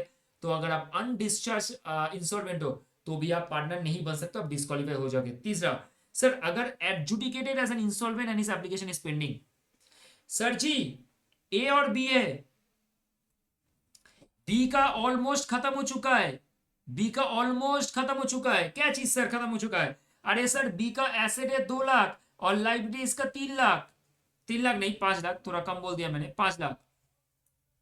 सर ए ना बी के नाम पे एप्लीकेशन फाइल कर चुका है कि यस बी इंसॉल्वेंट हो चुका है, फिर भी एप्लीकेशन अभी तक कोर्ट में पेंडिंग है, कोई फर्क नहीं पड़ता है, एप्लीकेशन कर चुका है ना, जस्ट अनाउंसमेंट का बाकी है कोर्ट से। तो if there is any application pending and adjudicated as an insolvent, तो आपको भी पार्टनरशिप में नहीं लिया जाएगा। सो तीनों केसेस, सर इंडिविजुअल और बॉडी कॉर्पोरेट पार्टनर बन सकते, sir individual and body corporate sir आपका पार्टनर बन सकते, लेकिन कोई अनसाउंड माइंड जो कंपिटेंट कोर्ट ने ऑलरेडी डिक्लेयर कर दिया, या तो अनडिस्चार्ज इंसॉल्वेंट या तो कोई ऐसा पर्सन जो adjudicated as an insolvent but still the application is pending into the court, उसको भी हम लोग पार्टनर नहीं बोल सकते। अब सर इसमें क्वेश्चन आ सकता है with respect to the case studies. देखो सर बोल दो, मुझे एक चीज बताओ, अगर मान के चलो कोई एच है, कौन है सर एच, अच्छा एच तो एक अलग एंटिटी है, एज पर द एक्ट आप बोल सकते हो एच एक अलग है। एच के साथ आपका इंडिविजुअल बॉडी कॉर्पोरेट का लिंक नहीं है, मतलब इंडिविजुअल अलग बॉडी कॉर्पोरेट अलग एच अलग। तो सर एच का बॉडी कॉर्पोरेट है, नो सर। अगर एच बॉडी कॉर्पोरेट नहीं है तो क्या वो एलएलपी में पार्टनर बन सकता है? अरे सर क्या बन सकता है दोस्तों? नहीं, एच कभी एलएलपी में पार्टनर नहीं बन सकता है क्योंकि वो बॉडी कॉर्पोरेट नहीं है। तो सर दूसरा क्वेश्चन, अगर ऐसा मान के चलो एक्स वाई जेड बोल के एक पार्टनरशिप फॉर्म है, एक्स वाई जेड बोल के एक पार्टनरशिप फॉर्म है, तो क्या X Y Z partnership firm LLP में पार्टनर बन सकता है? सर अभी तो बोला सेक्शन 4 में कि पार्टनरशिप एक्ट एलएलपी के ऊपर लागू नहीं होगा और कोई भी पार्टनरशिप फॉर्म एलएलपी में पार्टनर नहीं बन सकता है। Sir yes, partner X Y Z firm नहीं बन सकता है। लेकिन सर बोलो तो अगर ऐसा है कि सर आपका मान के चलो A B C L L P है, क्या वो आपका Y Z T L L P में पार्टनर बन सकता है? अरे sir A B C L L P है, एक एल एल पी दूसरे एल एल पी में क्या पार्टनर बन सकता है? अच्छा सर मुझे बताओ एबीसी एल एल पी क्या है? एबीसी एल एल पी एक बॉडी कॉर्पोरेट है। सर आपको कैसे पता? अभी बोला था ना मैंने कि any LLP registered under this act उसको भी हम लोग बॉडी कॉर्पोरेट बोलते हैं। सर कहां पे लिखा है? ये देखो ना सर जी, यहाँ पे तो लिखा है साफ साफ, ये देखो, ये हम लोगों ने एग्जाम्पल लिया था कलोन फूड्स का, ये देखो सर लिखा है ना यहाँ पे। तो हम लोग एबीसी एलएलपी को क्या बोल सकते हैं? सर एबीसी एलएलपी तो हम लोगों का, एबीसी एलएलपी तो हम लोग का एक आप बोल सकते हो it's an example of the body corporate. तो any body corporate can become, any body corporate become the partner in the LLP, तो ABC LLP can be a partner in the Y Z T LLP. समझ में आ गया sir? तो क्या sir summarise आ गया sir, H and partnership form partner नहीं बन सकता है, एक एलएलपी दूसरे एलएलपी में पार्टनर बन सकता है। सर समझ में आ गया सर, पूरा क्लियर है एकदम। चलिए सर आगे बढ़ते सेक्शन 6। चलिए अब मैं भी अनसाउंड माइंड की तरह याद कर रहा हूँ सर। सेक्शन 6, चलिए सर सेक्शन 6 पढ़ते हैं। और सेक्शन 6 में क्या बोला गया है sir? Minimum number of partner. अरे दादा मिनिमम नंबर ऑफ जो पार्टनर है ना, सेक्शन 6 में बोला गया है कि मिनिमम 2 होने चाहिए। कितना सर होने चाहिए? 2 होने चाहिए। लेकिन मैक्सिमम नंबर का कोई भी नंबर अभी तक एक्ट में प्रोवाइड नहीं किया गया है। मतलब मैक्सिमम नंबर ऑफ पार्टनर कितना होंगे वो नहीं लिखा गया है सर यहाँ पे। जैसे पार्टनरशिप में कितना था 50, पार्टनरशिप में कितना था 50, लेकिन यहाँ पे कुछ ऐसा कुछ लिखा नहीं है कि एलएलपी में कितना मैक्सिमम नंबर ऑफ पार्टनर होगा। लेकिन अगर कोई पार्टनर एलएलपी में पार्टनर है, मान के चलो 2 पार्टनर था, उसमें से एक पार्टनर छोड़ के चला गया और एक पार्टनर छोड़ के जाने के बाद वो एलएलपी में जो अकेला पार्टनर है वो 6 महीना कंटिन्यूअस बिजनेस किया और कोई नया पार्टनर एलएलपी में एंगेज नहीं हुआ और 6 महीना बीत गया। once the 6 months period with the only one partner is completed, then after the 6 months period 6 महीना के बाद जो भी लाइबिलिटी अराइज होगा एलएलपी को, वो पर्सनल लाइबिलिटी होगा किसका? जो पार्टनर रह चुका है। मतलब मीनिंग क्या है, ए है और सी है, दोनों पार्टनर है। अब सी आपका 1 अप्रैल 2024 को बिजनेस छोड़ के चला गया। अब ए उस बिजनेस को 30 सितंबर तक कंटिन्यू किया और उसके बाद उसने फिर से कंटिन्यू किया। मतलब ये 6 महीने का पीरियड में उसने अकेला चलाया बिजनेस को और उसको ये लगा कि अकेला चलाना बहुत अच्छा होता है, चलाए भाई। अब मान के चलो 6 महीना के बाद, मतलब 1 अक्टूबर से 1 अक्टूबर 24 के बाद जो भी लाइबिलिटी एलएलपी को अराइज होगा वो सारे लाइबिलिटीज ए का रिस्पॉन्सिबिलिटी होगा, मतलब ए के ऊपर आएगा। आई एम रिपीटिंग अगेन, सारे जो लाइबिलिटीज है ना वो ए के ऊपर आएगा। किसके ऊपर आएगा? ए के ऊपर आएगा। आई एम रिपीटिंग अगेन, ए के ऊपर आएगा पूरा, ठीक है। Now next sir designated partner, ये बहुत एक अच्छा है और इसको अच्छे से समझना भाई, ये बहुत एक अच्छा डेफिनेशन है और ये ऐसे क्वेश्चन आ सकता है। अभी हम लोग सेक्शन 5 पढ़े पार्टनर, सेक्शन 6 पढ़े minimum number of partner, section 7 अभी पढ़ रहे डेजिग्नेटेड पार्टनर। तीनों सेक्शन बहुत ज्यादा इंपॉर्टेंट है। सर डीपी किसको बोलते हैं? डीपी, डीपी किसको बोलते हैं? सर डीपी मतलब होता है कि ऐसा कोई पार्टनर जिसके ऊपर पूरा रेस्पॉन्सिबिलिटी रहता है with respect to the filing of document, with respect to the statement, with respect to the document filing with the ROC, everything. Section 8 में बोला गया है responsibilities of the designated partner में आ जाता है कि पार्टनरशिप में, एलएलपी में जो भी डेजिग्नेटेड पार्टनर, तो उनके ऊपर सारे डॉक्यूमेंट्स को फाइल करने का, सारे स्टेटमेंट को सबमिट करने का पूरा पूरा रेस्पॉन्सिबिलिटी रहता है, जो हम लोग पढ़ेंगे। ठीक है, अब देखो every LLP has at least 2 DP, दोनों डीपी होना चाहिए, उसमें से एक इंडिविजुअल होना चाहिए, who are individual, sorry designated partner 2 individuals होने चाहिए, and at least one of them shall be a resident of India. मतलब सर अगर 2 डीपी है और वो इंडिविजुअल्स होंगे, लेकिन इसमें से एक जन को तो रेसिडेंट ऑफ इंडिया होना ही है। मतलब अगर मान के चलो कि एक बॉडी कॉर्पोरेट है और एक, आप मान के चलो बॉडी कॉर्पोरेट है और एक इंडिविजुअल है, ये दोनों जन है, तो इसमें से बॉडी कॉर्पोरेट अगर फॉरेन एलपी भी हुआ ना, तो इंडिविजुअल को तो सर इंडिया का बंदा होना ही होगा। सर समझे क्या, नहीं समझे? सर मान के चलो, एक एग्जांपल लेता हूं, जैसे मान के चलो कि भाई अगर एक मान के चलो कि एक्स टेक एलएलपी बोल के कोई फॉरेन एलपी है, और उसके साथ एंड रवि बोल के एक इंडिविजुअल पर्सन है, और दोनों यहां पे क्या है सर, दोनों यहां पे पार्टनर है एलएलपी में।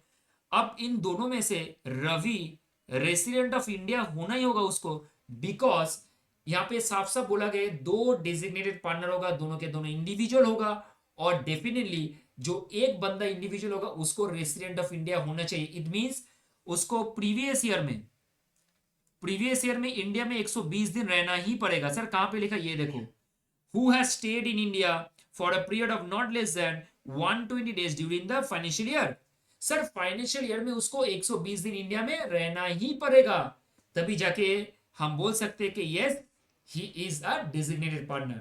समझे क्या? Yes sir. अब सर मान के चलो अगर 2 बॉडी कॉर्पोरेट है, 2 बॉडी कॉर्पोरेट ही पार्टनर है और कोई नहीं है, तो अगर 2 बॉडी कॉर्पोरेट पार्टनर है तो उनके जो नॉमिनीज होंगे ना वो तो इंडिविजुअल्स होंगे ऑब्वियसली, क्योंकि बॉडी कॉर्पोरेट को चलाता कौन है? इंडिविजुअल्स। तो अगर कोई बॉडी कॉर्पोरेट हुआ, उस बॉडी कॉर्पोरेट का जो नॉमिनीज है, जो इंडिविजुअल्स है, वो लोग एक्चुअली डेजिग्नेटेड पार्टनर बोला जाएगा उनको। We are going to say that the nominees of the body corporate are the individuals, hence they are the DP of the LLP. समझ में आया क्या सर? यस। तो क्या लिखा है देखो, all the partners are bodies corporate or in which one or more partners are individual and body corporate, at least 2 individual who are partner of such LLP or nominee of such body corporate। मतलब अगर 2 partner body corporate है तो उनके जो nominees है वो तो individuals होंगे, तो उनको, क्योंकि 2 इंडिविजुअल्स होने चाहिए सर डीपी में, उसमें से एक जन को तो आरओआई होना चाहिए, रेसिडेंट ऑफ इंडिया, जो 120 दिन प्रीवियस फाइनेंशियल ईयर में इंडिया में स्टे करेंगे। सर समझ में आया क्या सर? यस। एक एग्जांपल छोटा सा फटाफट ले लेते हैं, ए नॉन रेसिडेंट है, बी नॉन रेसिडेंट है, सी रेसिडेंट, डी रेसिडेंट एंड ई आपका रेसिडेंट है। तो सर इसमें आप मुझे एक चीज बताओ, अगर किसी को डीपी बनाना पड़ेगा तो डीपी में आप मिस्टर ए या मिस्टर बी इनमें से किसी को भी ले सकते हो, लेकिन मिस्टर सी, मिस्टर डी और मिस्टर ई में से एक जन को तो लेना ही पड़ेगा सर। मतलब सी डी ई इन तीनों में से एक जन को तो लेना ही पड़ेगा to form the DP. Sir DP में एक जन तो आपका रेसिडेंट होना ही चाहिए। समझ में आया क्या सर? ये समझ में आ गया सर, क्लियर कट हो गया। चलो आगे बढ़ते। अब सर एलएलपी का features, characteristics, sir body corporate होना चाहिए। यस डेफिनेटली एलएलपी एक बॉडी कॉर्पोरेट है, और बॉडी कॉर्पोरेट मतलब LLP registered under this act और एनी फॉरेन एलएलपी और any foreign company. Sir perpetual section definitely members में कम एंड मेंबर में गो। अरे भाई मुकेश अंबानी रिलायंस एलएलपी मान के चलो, अब रिलायंस जो एलएलपी है ना, रिलायंस एलएलपी अगर मान के चलो कि ठीक है रिलायंस का नहीं, लेकिन रिलायंस एलएलपी नहीं है, मान के चलो एक एग्जांपल छोटा सा, संजय सरकार एंड एलएलपी।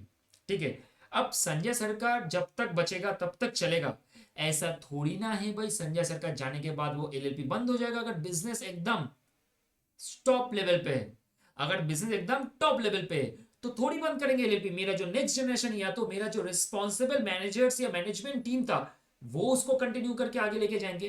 तो मेंबर में come and go, but the entity will last for ever.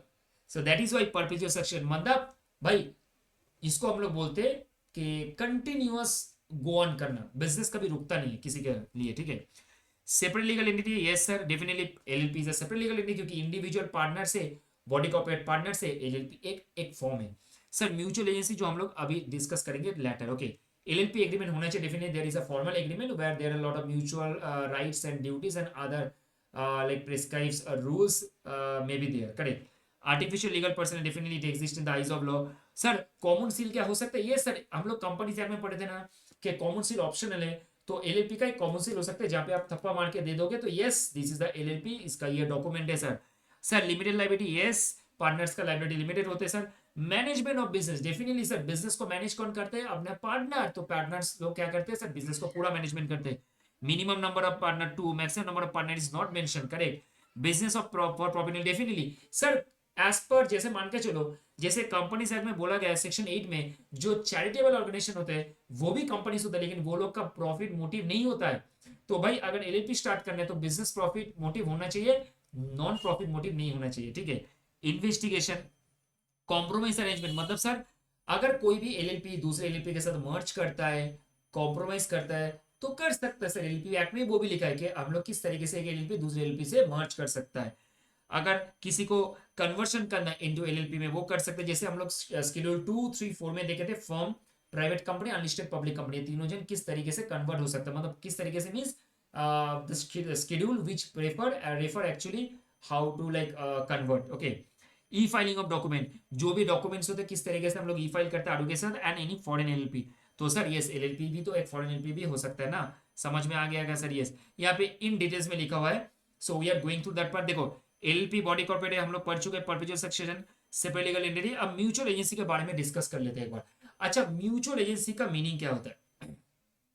देखो जैसे क्या होता है कि हम लोग जब पार्टनरशिप एक्ट पढ़ते हैं, पार्टनरशिप एक्ट में अगर एबीसी तीनों पार्टनर है और सी ने बाहर में कुछ कांड किया है, सी ने बाहर में कुछ कांड किया, वो भी फॉर्म के नाम पे कांड किया है, तो ए और बी अगर उस पर्टिकुलर केस के रिगार्डिंग ओके अननोन है तो भी ए और बी को लायबल माना जाता है। अरे भाई पार्टनरशिप फॉर्म में एबीसी तीनों जन है, सी ने बाहर जाके कोई कांड किया है और उस कांड में उसने फॉर्म का नाम लेके किया है और फॉर्म के साथ उसका लिंक अप करके किया है, मतलब कोई ऐसा कांड किया है जिसमें फॉर्म का नाम उठ के आ रहा है, लेकिन ए बी को पता भी नहीं था। अरे ए बी तो घर में सो रहा था ऐसे रात को, और वो सी रात को 1:30 बजे जाके वो कांड करके आ गया बाहर फॉर्म के नाम लेके, मतलब कोई गुड्स बेच दिया, चोरी का गुड्स डॉग से लाया, बोला इस फॉर्म का है ले ले भाई। अरे भाई सी फंसेगा, ए और बी को लेके फंसेगा। पार्टनरशिप में यही प्रॉब्लम है, अगर एक पार्टनर का अगर कोई भी मिसकंडक्ट होता है उसके लिए पूरा फॉर्म का मान के चलो जितना भी पार्टनर्स है उनको भी गिल्टी माना जाएगा, लेकिन एलएलपी में ऐसा नहीं है। एलएलपी में म्यूचुअल एजेंसी में क्या बोला जाता है पता है? Only the partners are the agent of the LLP, all the partners will be the agent of the LLP. अगर फर्म ने कोई गलती किया है तो उस केस में पार्टनर्स लायबल होंगे, लेकिन अगर एक पार्टनर ने कोई गलती किया है और उसने जानबूझ के मिसकंडक्ट, फ्रॉडुलेंट एक्टिविटीज या तो इलीगल एक्टिविटीज किया है, उसके कारण ए बी को आप दोषी नहीं ठहरा सकते हो सर, कि म्यूचुअल एजेंसी है। म्यूचुअल एजेंसी इसलिए एलएलपी में बहुत इंपॉर्टेंट पॉइंट है, ये बोला गया है कि भाई अगर कोई भी पार्टनर गिल्टी है तो उसके लिए अदर पार्टनर उसमें बाइंड नहीं होंगे। समझ में आया क्या सर? यस एकदम। तो all partners will be agent of the LLP alone, no one partner can bind the other partner by his act. तुम कांड करोगे भाई, तू फंस, मेरे को क्यों फंसा रहा है भाई, छोड़ दे मुझे। सही है सर, समझ में आ गया, आगे बढ़ते सर। चलिए सर हम लोग चलते हैं, ये हम लोग पढ़ चुके हैं, ठीक है। एडवांटेजेस में एक बार देख लेते हैं फटाफट करके। देखो एलएलपी जो होते हैं, एलएलपी फॉर्म किया जाता है बेनिफिट्स उठाने के लिए। तो सबसे पहले इजी टू फॉर्म है, डेफिनेटली सर बहुत इजी इसको फॉर्म करना, एलएलपी को फॉर्म करना बहुत इजी होता है, okay. All partners enjoys limited liability, okay. जितना उसने कंट्रीब्यूशन किया है उतना तक उसका लायबिलिटी सीमित रहेगा sir, yes. Flexible capital structure होता है, ऐसा नहीं कि जो मन मर्जी करे उसके हिसाब से करे, एक फ्लेक्सिबिलिटी होगा बेस्ड ऑन द एग्रीमेंट या तो based on the understanding between them. तो इसलिए एलएलपी में बेनिफिट होता है क्योंकि फ्लेक्सिबल स्ट्रक्चर रहते हैं और इजी टू रिजॉल्व। अगर आपको एलएलपी डिसॉल्व करना है तो लीगल कंप्लेंसेस जो होते हैं वो थोड़ा स्ट्रिक्टर नहीं होते, वो थोड़ा इजी होते हैं। उसके बाद provide flexibility without imposing detail legal and procedural requirement. अरे भाई बहुत ज्यादा फ्लेक्सिबिलिटी है इसमें, लीगल प्रोसीजर थोड़ा कम रहते हैं। Is organised and operates on the basis of the agreement, yes जो भी एग्रीमेंट है उसके बेसिस में वो ऑपरेट करता है, एक ऑर्गेनाइज्ड है। मतलब पार्टनरशिप को भी लेते, कंपनीज को भी लेते, उसके बाद इसको ऑर्गेनाइज करते। तो इसका जो काम होता है ना वो थोड़ा ऑर्गेनाइज्ड स्ट्रक्चर्ड वे में होता है। Got it. आगे बढ़ते सर। अब हम लोग सेक्शन 11 से शुरू करेंगे सर। चलो मैं थोड़ा ना ब्लैक पेन का यूज कर लेता हूँ, ठीक है। चलिए सर आगे बढ़ते। अब हम लोग सेक्शन 11 शुरू करेंगे सर। कौन शुरू करेंगे, क्या शुरू करेंगे? सेक्शन 11।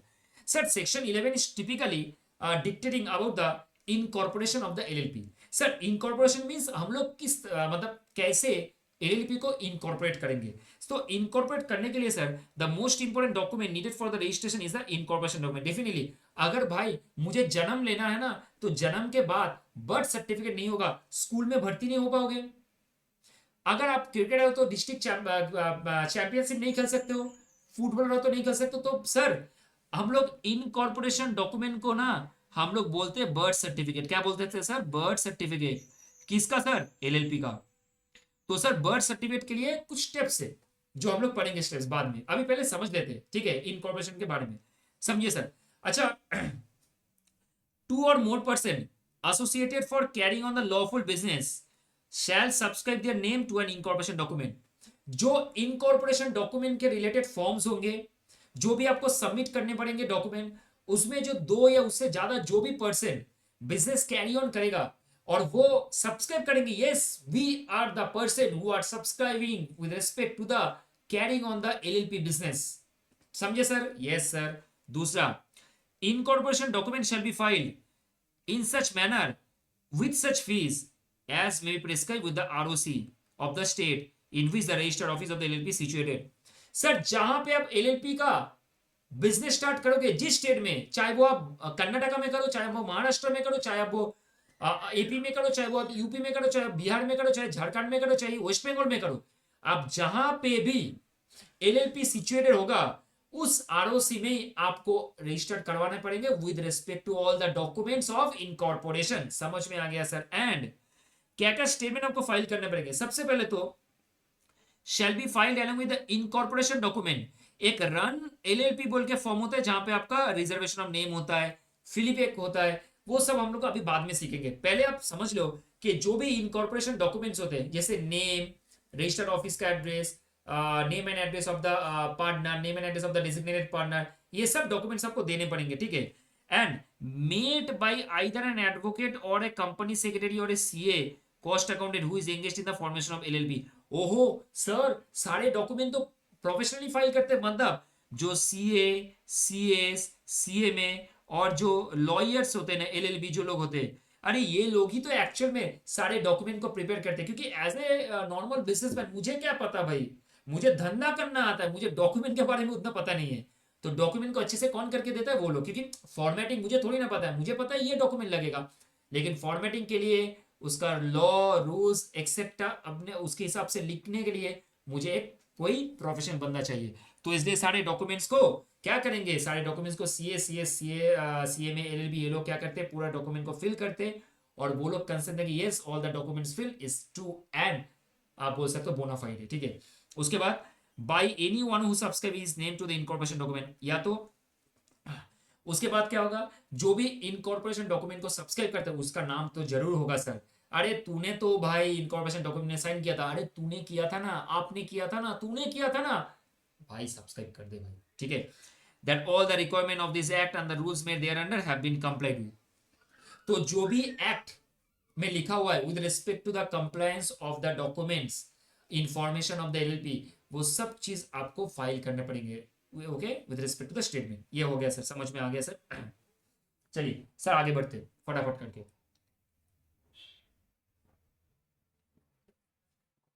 चलिए, पानी दे दिया मतलब पेट्रोल आ गया अंदर में। अच्छा, in respect of incorporation and matters precedent and incidental thereto, जो भी इनकॉर्पोरेशन के पहले और इनकॉर्पोरेशन के बाद में जो भी चीजें आपके डॉक्यूमेंट एंड स्टेटमेंट होंगे वो सारी चीज आपको आरओसी में फाइल करने पड़ेगा। आरओसी मतलब सर रजिस्टर ऑफ कंपनीज। और सर ये कहाँ पे होगा सर?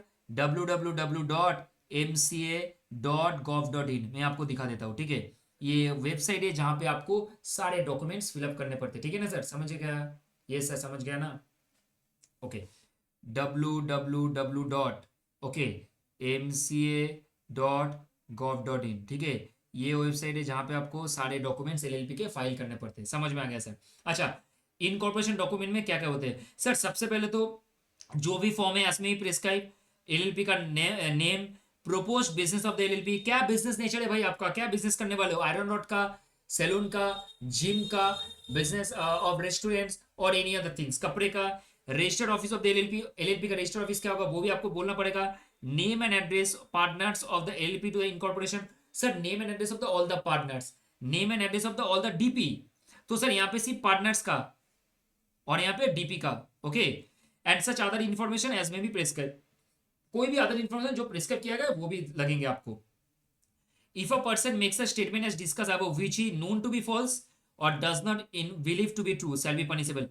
अरे भाई तूने जानबूझ के गलत डॉक्यूमेंट्स दिया है।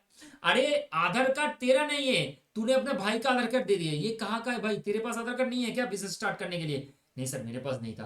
तूने गलत क्यों दिया? अब भुगतना भाई। क्या चीज का पनिशमेंट मिलेगा सर? इम्प्रिजमेंट होगा 2 साल के लिए। सर इम्प्रिजमेंट हो सकता है 2 साल के लिए, यहाँ पे लिखा विच में extend, and sir with fine which shall not be less than 10,000 but which में एक्सटेंड टू द 5 लाख रुपया। सर तब हम लोग बोल सकते हैं कि जो मिनिमम फाइन है ना वो है कितना सर आपका 10,000 रुपया, और जो मैक्सिमम पेनल्टी हो सकता है वो सर आपका फाइन, सॉरी पेनल्टी नहीं, कितना हो सकता है सर 5 लाख। तो सर समझ में आया क्या? क्यों नहीं सर, पूरा समझ में आ गया ना अपन को? सर पूरा समझ में आ गया, खत्म सर, ठीक है। अब sir incorporation bye registration, sir ये तो समझ में आया क्या कि सेक्शन 11 में क्या क्या डॉक्यूमेंट्स का रिक्वायरमेंट है, और अगर सही तरीके से डॉक्यूमेंट्स फाइल नहीं हुए तो भाई 2 साल का जेल हो सकते हैं, और सुन के रखना भाई 10,000 से लेके 2 लाख तक 5 लाख तक फाइन हो सकते हैं।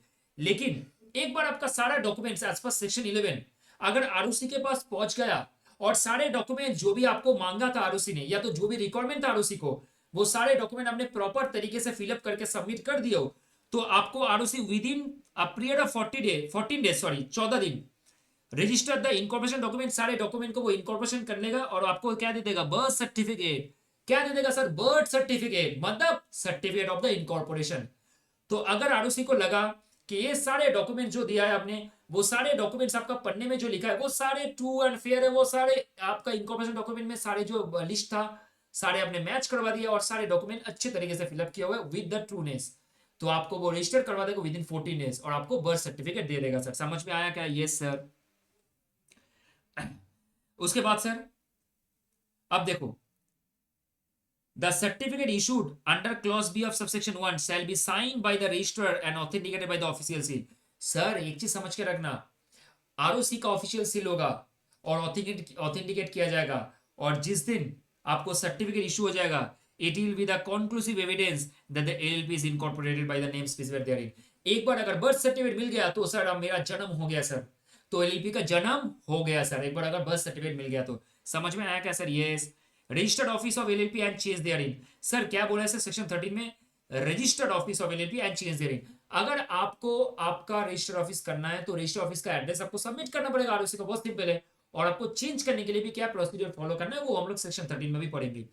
एलएलपी डेफिनेटली से अलावा आरओ, एलएलपी से अलावा definitely RO, RO means registered office to which all communication and notice may be address.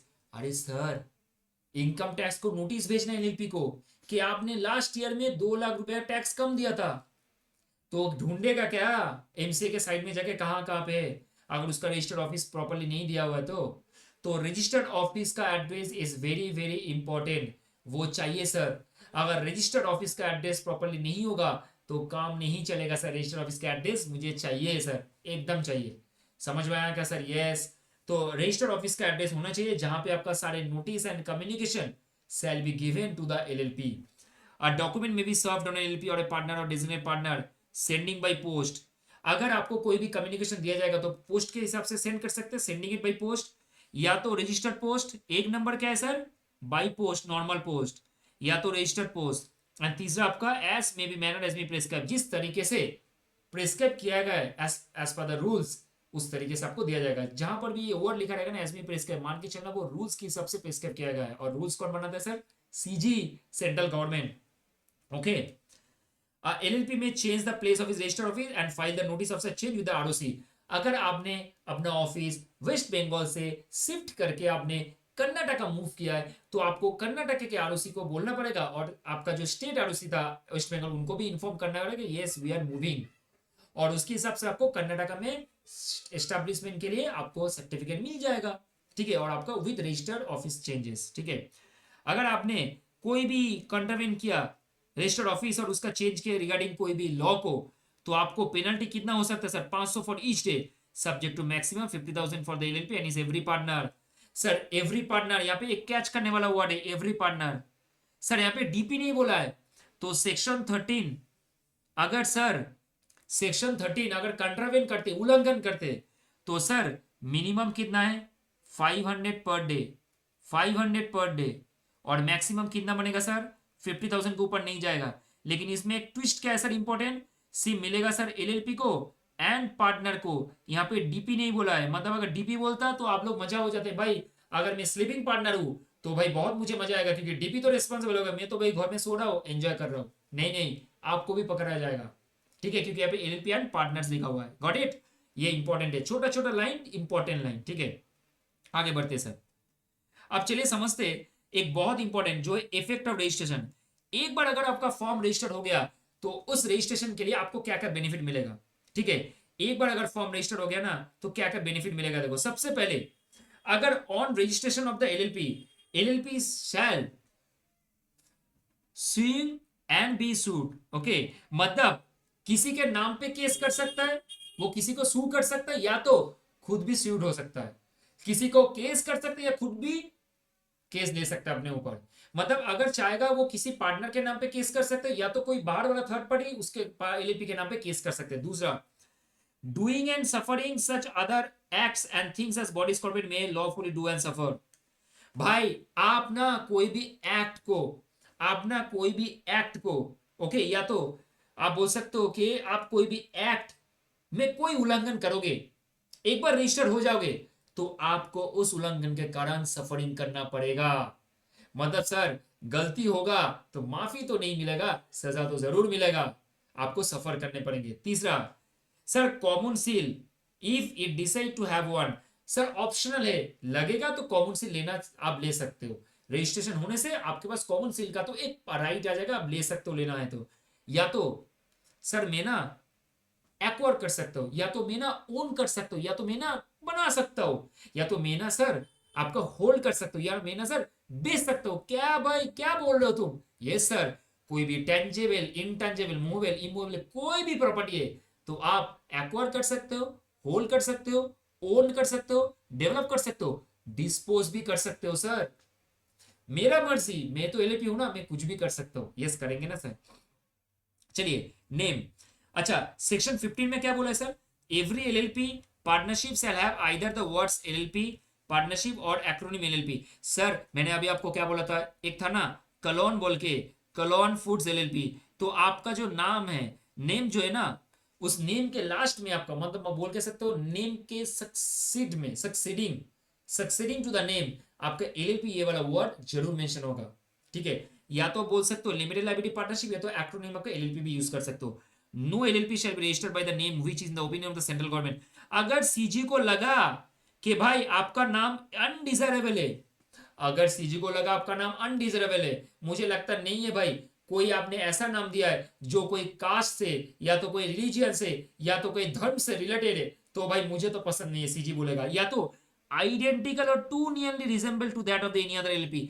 Sir आपने एक कंपनी का नाम दिया है जिसका नाम है सॉरी एक कंपनी जिसका नाम है आईटीसी, अब आपने उस कंपनी का नाम दियो आईसीटी एलएलपी ना, मुझे ना लग रहा है ना ये भी एफएमसीजी सेक्टर में है और ये भी एफएमसीजी सेक्टर में है। सर मुझे लग रहा है ना नाम थोड़ा सही नहीं है, मुझे ना मजा नहीं आ रहा है। मतलब मुझे लग रहा है कि आईसीटी नाम ना करीब करीब आईटीसी को देख के लगाया गया है, तो भाई उसका तो अलग से ट्रेडमार्क है। तो आप भाई प्लीज, मैं आपको हाथ जोड़ रहा हूँ, सीजी बोलेगा भाई नाम चेंज करने, मुझे लग रहा है बहुत ज्यादा आइडेंटिकल है आईटीसी के साथ। तो सीजी को अगर लगेगा वो अनडिजरेबल नेम है, कास्ट रिलीजियन या तो और भी दूसरे चीज को लेकर, जैसे मान के चलो आप बोल दिया भाई कोई हमने दे दिया ओम नमः शिवाय लाइक दैट, तो नहीं होगा सर। नेम में एक ऐसा चीज होना चाहिए जो लगे ये सही है, ये करेक्ट। अब reservation of name sir, section 16 sir, reservation of name means yes आपको नेम तो रिजर्वेशन करना पड़ेंगे सर ना। A person may apply in such form and manner accompanied by such fee as may be prescribed to the ROC for the reservation of the name set out in the application as the name of the proposed LLP or the name to which LLP proposes to change its name। तो क्या समझ में आया sir? यहाँ पे समझ में आया ना सर कि आपका जो नेम है, a person may apply in such form and manner and accompanied by such fees. अब जो भी प्रोपोज्ड एलएलपी है, या तो जो एलएलपी अपना नाम चेंज करना चाहता है तो वो अपना नेम को रिजर्व कर सकता है। मतलब सर अगर आपको यहाँ पे एलएलपी बनना चाहते हो, आपको एलएलपी स्टार्ट करना है, एलएलपी एक बिजनेस स्टार्ट करना है, कंपनी ओपन करके, एलएलपी कंपनी ओपन करके, फॉर्म ओपन करके, या तो आपका जो नाम है ना उसको चेंज करना है, तो ये दो जन ही तो एक्चुअल में आपका नेम रिजर्व करेगा ना। नेम रिजर्व मतलब नेम को चेंज करना है, या तो आपको प्रोपोज एलएलपी स्टार्ट करना है, तो आप क्या करोगे, आरओसी के पास जाके एक फॉर्म होते हैं जिसके हिसाब से आप नाम को रिजर्व कर दोगे, जो run LLP, reserve unique name, reserve unique name, run LLP. उससे क्या होगा, आपका नेम रिजर्व हो जाएगा। समझे क्या सर? ये समझ में आ गया ना सर? यस। और 3 महीने के लिए आपका नेम रिजर्व हो जाएगा सर, ठीक है। जैसे कंपनी एक्ट में आपका जो नेम होता है वो एज पर आपका मोटा मोटा आप बोल सकते हो सेक्शन 4 में वहां पे 20 to 60 डेज का एक्चुअली आपका रिजर्वेशन होता है, लेकिन सेक्शन 16 इन एलएलपी एक्ट 2008 यहाँ पे आपका रिजर्वेशन 3 महीने तक वैलिड रहता है। तो देखो क्या लिखा है, upon receipt of application with respect to given the prescribed fees, registered may, if he satisfied, subject to the rule prescribed, reserve the name for a period of 3 months from the date of the intimation by the ROC. Sir registrar को आपने जो intimation दिया है, intimation देने के बाद ROC अगर satisfy हो जाता है, जिस दिन वो सेटिस्फाई हो जाएगा आपके नाम को वो 3 महीने के लिए क्या कर लेगा, रिजर्व कर लेगा। समझ में आया क्या सर? यस, एकदम समझ में आ गया सर। तो अगर आपको नेम रिजर्वेशन करना है तो आपको रन एलएलपी फॉर्म भरना है, reserve unique name LLP limited liability partnership. समझ में आया क्या सर? ये समझ में आ गया ना सर? करेक्ट सर, अब कोई दिक्कत वाला चीज है ही नहीं सर। अब चलते सर हम लोग आगे। देखो यहाँ पे लिखा है मैंने, steps to incorporation of the LLP. तो रिजर्वेशन करने के लिए आपको क्या करना पड़ेगा, run LLP, reserve unique name. So applicant has to file e form, उसका नाम क्या है सर, रन एलएलपी सर। समझ में आया क्या सर? ये समझ में आ गया सर, एकदम इजी है सर। अब चलते सर हम लोग आगे, अब हम लोग चलते सर आगे, ओके। तो दोस्तों अभी हम लोग जो करेंगे वो है change of the name of the LLP. तो दोस्तों अभी हम लोगों ने सीखा कि रन एलएलपी फॉर्म है। अब रन एलएलपी के बाद अगर हम लोग डिस्कस करते हैं यहाँ पे, देखो यहाँ पे क्या है, change of name of LLP section 17। लेकिन दोस्तों क्या चीज याद रखना है, ये जो change of name of LLP ना, इसको हम लोग रेक्टिफिकेशन, क्या बोलते हैं सर इसको, rectification of name of LLP, ये भी हम लोग इसको बोलते हैं, ठीक है सर। ये जो रेक्टिफिकेशन है ना, ये section 16 of the companies act में लिखा हुआ है। कहां पे sir? Section 16 of the companies act 2013 में लिखा है। अब क्या लिखा है वो आते हैं, पहले इसको एक बार गो थ्रू करते हैं।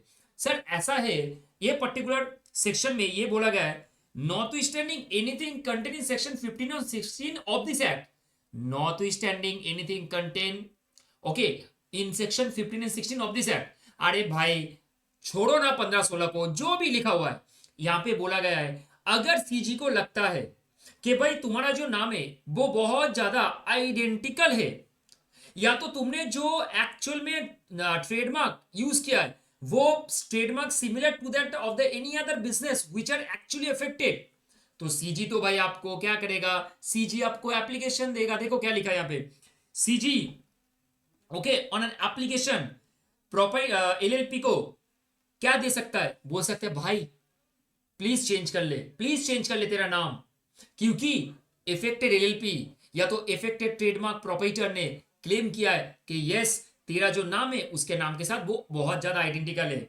तो सर क्या लिखा है देखो, if in advertence or otherwise LLP on the first registration or on is registration by a new body corporate, its registered name is registered by a name which is identical with or too nearly resemble, भाई बहुत ज्यादा आसपास में, जैसे हम लोगों ने example दिया था आईटीसी लिमिटेड है ना, यहाँ पे भाई लग रहा है यहाँ पे आईसीटी एलएलपी कर दिया है। भाई मेरे को ना थोड़ा ठीक नहीं लग रहा है, तेरा नाम बहुत ज्यादा क्या है सर, आइडेंटिकल है।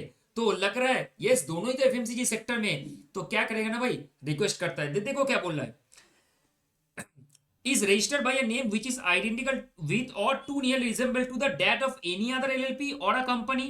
Yes, a registered trademark of a proprietor under the TM Act 1999 as is likely to mistaken for it. तो अगर ऐसा लगता है then on an application of such LLP or proprietor referred to in clause A and B of respective of a company, तो effective LLP sorry affected LLP या तो वो proprietor registered trademark का वो सेंट्रल गवर्नमेंट का application देगा, sir जी कुछ तो करवा दो, तो सीजी आपको क्या देगा, डायरेक्ट करेगा। सीजी क्या करेगा, आपको डायरेक्शन देगा कि यस अरे भाई तू चेंज कर ले अपना नेम, या तो नया नाम डाल ले भाई अपने ऊपर within 3 months from the date of the issue of such direction. तो CG upon getting an application from the affected LLP or the affected trademark proprietor, CG may direct to that particular LLP भैया तेरा नाम change कर ले या तो तू नया नाम रख ले, और वो भी जो दिन डायरेक्शन देगा, जिस दिन वो डायरेक्शन देगा उसके 3 महीने के अंदर अंदर आपको चेंज कर लेना पड़ेगा या तो रेक्टिफाई कर लेना पड़ेगा। और या तो please note that it is further provided that an application of the proprietor of the registered trademark shall be maintainable within a period of 3 years from the date of incorporation or registration। तो भाई जो registered trademark का proprietor है उसको 3 साल के अंदर अंदर आपका क्या करना पड़ेगा, एप्लीकेशन देना पड़ेगा नेम चेंज करने के लिए। 3 साल के अंदर अंदर आपको एप्लीकेशन देना पड़ेगा नेम चेंज करने के लिए। ओके, अब इसके बाद जिस दिन आप नेम चेंज कर लोगे, देखो क्या लिखा है, एलएलपी चेंजेस इट्स नेम और obtain a new name it shall with in a period of 15 days. Sir जिस दिन आपका नाम चेंज हो जाएगा उसके 15 दिन के अंदर अंदर आपको नोटिस देना पड़ेगा। किसको, सर आरओसी को। किसको, सर आरओसी को, with the order of the CG. CG ने जो डायरेक्शन दिया था उसका जो कॉपी है ना, उसके साथ आपको जो नाम चेंज हुआ है आपका दोनों को पंच करके दे दो ना आरओसी को। तो आरओसी क्या करेगा, अपने आप उसको रजिस्टर ऑफ द एलएलपी में इनकॉर्पोरेट कर लेगा और आपको नया सर्टिफिकेट ऑफ रजिस्ट्रेशन दे देगा। समझे क्या सर, ये समझ में आया क्या, दिमाग में घुसा क्या, यस सर क्यों नहीं सर, क्लियर हो गया ना एकदम। चलो भैया आगे बढ़ते। अब इसके बाद जो सर्टिफिकेट आपको देगा वो 30 दिन के अंदर अंदर दे देगा of such change in the certificate of incorporation. जिस दिन आप अप्लाई करोगे उसके बाद जिस दिन आपका नाम चेंज हो जाएगा आप रजिस्टर को बोल दोगे ना, उसके 30 दिन के अंदर अंदर आपको सर्टिफिकेट ऑफ इनकॉर्पोरेशन भी मिल जाएगा। कहां पे, हाथों हाथ मिल जाएगा सर। अच्छा, अगर एलएलपी ने डिफॉल्ट कर दिया ये सब नहीं करके, सीजी ने क्या बोला था तुझे, अरे सीजी ने क्या बोला था रे बाबा तुझे नेम चेंज कर लेना, क्योंकि वो तो रो रहा है सामने वाला इफेक्टेड एलएलपी या तो प्रॉपर्टी ट्रेडमार्क रजिस्टर जो है, तो तेरे को बोला था ना चेंज करने के लिए, तूने तो चेंज नहीं किया ना, ठीक है चल भुगता भी। अरे सीजी ने तुझे डायरेक्शन दिया था चेंज करने के लिए, तूने किया क्या, ना रे बाबा मैंने तो नहीं किया, मैं तो सो रहा था घर में जाकर। अब चेंज करना पड़ेगा ना तुमको, तूने चेंज नहीं किया तो भुगता ना, अभी तो भुगतना पड़ेगा आपको। CG shall allot a new name to the LLP in such manner as may be prescribe. अब सीजी जो नेम रखेगा तुझे वही तो लेना पड़ेगा। अगर तूने डिफॉल्ट कर दिया उसको कंप्लाई करने में, तो सीजी जो नेम तेरा रखेगा तो उसको ही तुझे लेना पड़ेगा। अगर तेरा नाम में कुछ भी उल्टा पुल्टा हुआ तो तेरे को वही नाम लेना पड़ेगा, तू कुछ नहीं कर सकता, उसको लेके तुझे कंटिन्यू करना पड़ेगा अपना business. Correct, shall register the new name in the register of LLP in place of the old name and issue a fresh certificate incorporation with the new name which the LLP shall use thereafter। एक बार अगर तूने नहीं माना ना, CG जो name पे तुझे रजिस्टर करवा देगा वो नेम के हिसाब से आरओसी अपना बुक्स में रजिस्टर कर लेगा रजिस्टर ऑफ एलएलपी में, और वही नाम से मुझे बिजनेस को फर्दरेंस करना पड़ेगा फ्यूचर में। समझे क्या सर, ये समझे क्या सर, ये। और ये देखो अब हम लोग अगर डिस्कशन करते कंपनीज एक्ट में, इसको बोला गया, देखो यहाँ पे लाइन में लिखा हुआ है सेक्शन 16, तो कंपनीज एक्ट में सेक्शन 16 में सेंट्रल गवर्नमेंट को पावर दिया गया सुओ मोटो का, क्या चीज का सर, सुओ मोटो का पावर दिया गया, और एप्लीकेशन दोनों चीज में आपको पावर दिया गया है सेक्शन 16 में कंपनीज एक्ट में। तो चेंज ऑफ नेम के लिए कंपनीज का सेक्शन 16 में पावर दिया गया सीजी को कि सुओ मोटो भी कर सकते हैं, या तो वो एप्लीकेशन भी करके चेंज कर सकता है नेम को, या रेक्टिफिकेशन के लिए ऑर्डर डायरेक्ट कर सकते हैं तो डायरेक्शन दे सकता है। लेकिन यहाँ पे सुओ मोटो का पावर नहीं है, सिर्फ एप्लीकेशन का पावर दिया है। सर समझेगा ये, समझेगा ये, सिर्फ एप्लीकेशन का पावर दिया है, तो ये समझना बहुत ज्यादा जरूरी है। एकदम क्लियर हो गया 100%। तो चलिए सर हम लोग का सेक्शन 16 भी क्लियर हो गया। अब हम लोग थोड़ा एक पॉइंट पे डिस्कशन कर लेते हैं, छोटा सा पॉइंट देखो। अब हम लोग रन एलएलपी तो समझ गए थे कि नेम रिजर्वेशन करने के लिए लगेगा जो इसका एक्चुअल में है रिजर्व यूनिक नेम। लेकिन सर आपको याद रखना पड़ेगा कि ई फॉर्म है, इनकॉर्पोरेशन के लिए एक ई फॉर्म है जिसका नाम है सर फिलिप। इस तरीके से लिखा हुआ है, आप गूगल में सर्च करके देखना तो आपको इस तरीके से कुछ फिलिपी नाम दिखेगा, या तो आप सबसे इजी है mca.gov.in में जाना है तो आपको वहां पे फिलिप फॉर्म दिखेगा, उसका लिंक दिखेगा। इसका मतलब form of incorporation of limited liability partnership, form of incorporation of limited liability partnership. एक बार अगर आपने फिलिप फॉर्म फिलअप कर दिया है तो उसके बाद क्या करना है आपको, एलएलपी एग्रीमेंट को एग्जीक्यूशन करना है, और एग्जीक्यूशन करने के 30 दिन के अंदर अंदर आपको आरओसी के साथ फाइल कर देना है। समझेगा, यस एकदम क्लियर सर। चलिए तो सर ये हो गया हम लोग का इनकॉर्पोरेशन का पूरा पूरा पार्ट। अब कुछ बेसिक डिफरेंसेस है with respect to the different organisations, जैसे एलएलपी और पार्टनरशिप फर्म के बीच में क्या डिफरेंस है वो समझ लेते हैं, क्योंकि एग्जाम में ये भी आ सकता है 6-6 मार्क का, क्योंकि इस चैप्टर से अगर अच्छे से आप कर लेते हो तो 6 मार्क आपका गारंटी हो। ये आप जितना मैंने हम लोगों ने अभी 1 घंटा 10 मिनट से जो लेक्चर अभी चल रहा है, इसमें जितना भी हम लोग डिस्कस किए पूरा पूरा आपका पूरा इंपॉर्टेंट है। चलिए सर समझ लेते हैं एक बार। देखो सबसे पहले एलएलपी क्या है सर। एलएलपी आपका ऑब्वियसली 2008 के हिसाब से, मतलब 2008 में इनेक्टेड हुआ है और ये 1932 है। अब रेगुलेशन एक्ट, ये एक बॉडी कॉर्पोरेट समझे क्या सर। ये अभी तो हम लोग पढ़े थे ना सेक्शन 2 और क्लॉज डी में, क्या है सर बॉडी कॉर्पोरेट। यहाँ पे ये बॉडी कॉर्पोरेट नहीं है, पार्टनरशिप फॉर्म बॉडी कॉर्पोरेट नहीं, इसलिए तो वो पार्टनर नहीं बन सकते एलएलपी में, लेकिन एक एलएलपी दूसरे एलएलपी में पार्टनर बन सकते कि वो बीसी है सर। अच्छा, it is a legal entity separate from its member. Yes sir, separate legal entity का तो कॉन्सेप्ट हम लोग जानते हैं, लेकिन sir partnership form is a group of person with no separate legal entity. मतलब SLE, SLE means separate legal entity नहीं follow करते हम लोग पार्टनरशिप फॉर्म में, लेकिन एलएलपी एक सेपरेट लीगल एंटिटी है। दूसरा sir, it is created by the legal process called registration under LLP. तो सर अगर हम लोग सिंपल सा चीज बोलेंगे तो एलएलपी को रजिस्ट्रेशन करने के लिए मुझे एमसीए में रजिस्ट्रेशन करवाना पड़ता है, वो भी फिलिप वाला फॉर्म में। लेकिन पार्टनरशिप में it is created by an agreement between the partner. Agreement कर लिया ना रे बाबा, शेयर ऑफ प्रॉफिट समझ गया ना रे बाबा, अरे कितना कैपिटल कंट्रीब्यूशन करना है रे बाबा, और कौन सा रिस्पॉन्सिबिलिटी लेना है बोल दिया ना रे बाबा, हो गया ना पार्टनरशिप फॉर्म तैयार हो गया एग्रीमेंट में। लेकिन एलएलपी में ऐसा नहीं चलेगा, एग्रीमेंट के साथ रजिस्ट्रेशन भी जरूरी है। कहां पे, mca.gov.in में, समझेगा। Yes sir. अच्छा, रजिस्ट्रेशन मैंडेटरी है यहाँ पे सर, रजिस्ट्रेशन वॉलंटरी है, नहीं भी करोगे तब भी चलेगा, कोई मुझे दिक्कत वाला चीज एकदम यहाँ पे है ही नहीं। अच्छा, only the registered partnership form can sue the third parties. अच्छा, पार्टनरशिप ओनली थर्ड पार्टी को स्यू कर सकता है, लेकिन यहाँ पे पार्टनरशिप खुद भी स्यू कर सकते हैं और खुद के किसी को भी कर सकते हैं। मतलब मान के चलो एक्स वाई जेड एलएलपी जो है वो एबीसी एलएलपी को स्यू कर सकता है, या तो एबीसी एलएलपी इसको करेगा तो वो अपने नाम पे भी केस ले सकता है सर। ये समझे। यस, परपेचुअल सक्सेशन डेफिनेटली है, मतलब मेंबर में come and go but LLP last for ever, but in that case it is not that happening. Correct है, एक बार हो गया तो इसको बंद करना पड़ेगा sir. It is no perpetual succession, समझेगा। ये sir, name of the LLP to contain the, sorry एक सेकंड, ना, name of the LLP to contain the word LLP. तो सर अगर मान के चलो एबीसी एक एलएलपी फॉर्म है तो उसके नाम के लास्ट में एलएलपी लिखा रहना जरूरी है, एक्रोनिम में यूज करना पड़ेगा। लेकिन पार्टनरशिप फॉर्म में ऐसा कुछ नहीं, आप लिखोगे मेसर्स एक्स वाई जेड तो ये पार्टनरशिप फॉर्म आराम से हो सकता है। जैसे मोस्टली जो मिड साइज या स्मॉल साइज चार्टर्ड फॉर्म होते हैं वो मोस्टली आपका पार्टनरशिप होती है, तो प्रॉपर्टीशिप का बात नहीं कर रहे हम लोग, सिर्फ पार्टनरशिप का बात कर रहे हैं sir. X Y Z partnership ऐसे नहीं बोलते, सिर्फ एक्स वाई जेड ही हम लोग बोलते हैं, समझेगा। ये सर। अच्छा, लाइबिलिटी सर, लाइबिलिटी तो सर लिमिटेड है sir. liability of each partner is limited to the extent of their aggregate contribution except in case of willful fraud। मैंने अभी आप लोगों को क्या बोला था कि कुछ ऐसा सर्कमस्टांसेस होता है जहां पे एलएलपी में भी ना आपका पार्टनर्स का लाइबिलिटी अनलिमिटेड हो सकता है, लेकिन वो तो दूसरा प्रोविजन है, दूसरा पार्ट है। लेकिन यहाँ पे एक चीज समझना है कि till or extend to the capital contribution उन लोगों का रिस्पॉन्स मतलब लाइबिलिटी सीमित है, लिमिटेड है। लेकिन यहाँ पे liability of the each partner is unlimited, it can be extended up to the personal asset of the partner. जितना भी आपका एसेट है उतना से मतलब पूरा पूरा पूरा एकदम आपका लाइबिलिटी बन सकता है सर, कोई रोकने वाला नहीं है यहाँ पे, समझे क्या सर। यस। अच्छा, each partner can bind the LLP by his own act but not the other partner. अरे हम लोगों ने पढ़ा था ना म्यूचुअल एजेंसी जो कैरेक्टरिस्टिक्स था वो पे क्या सीखा था कि अगर अगर एलएलपी में कोई भी फ्रॉड हुआ या तो कोई एलएलपी में कोई आपका एक्ट हुआ है उसके कारण सारे पार्टनर को हम लोग बाइंड कर सकते हैं, लेकिन एक पार्टनर के लिए दूसरे पार्टनर को कोई भी एक पार्टनर ने एक्ट अगर कोई कांड किया ना एक्ट किया ना तो उसके लिए दूसरे पार्टनर को हम लोग दोषी नहीं ठहरा सकते सर।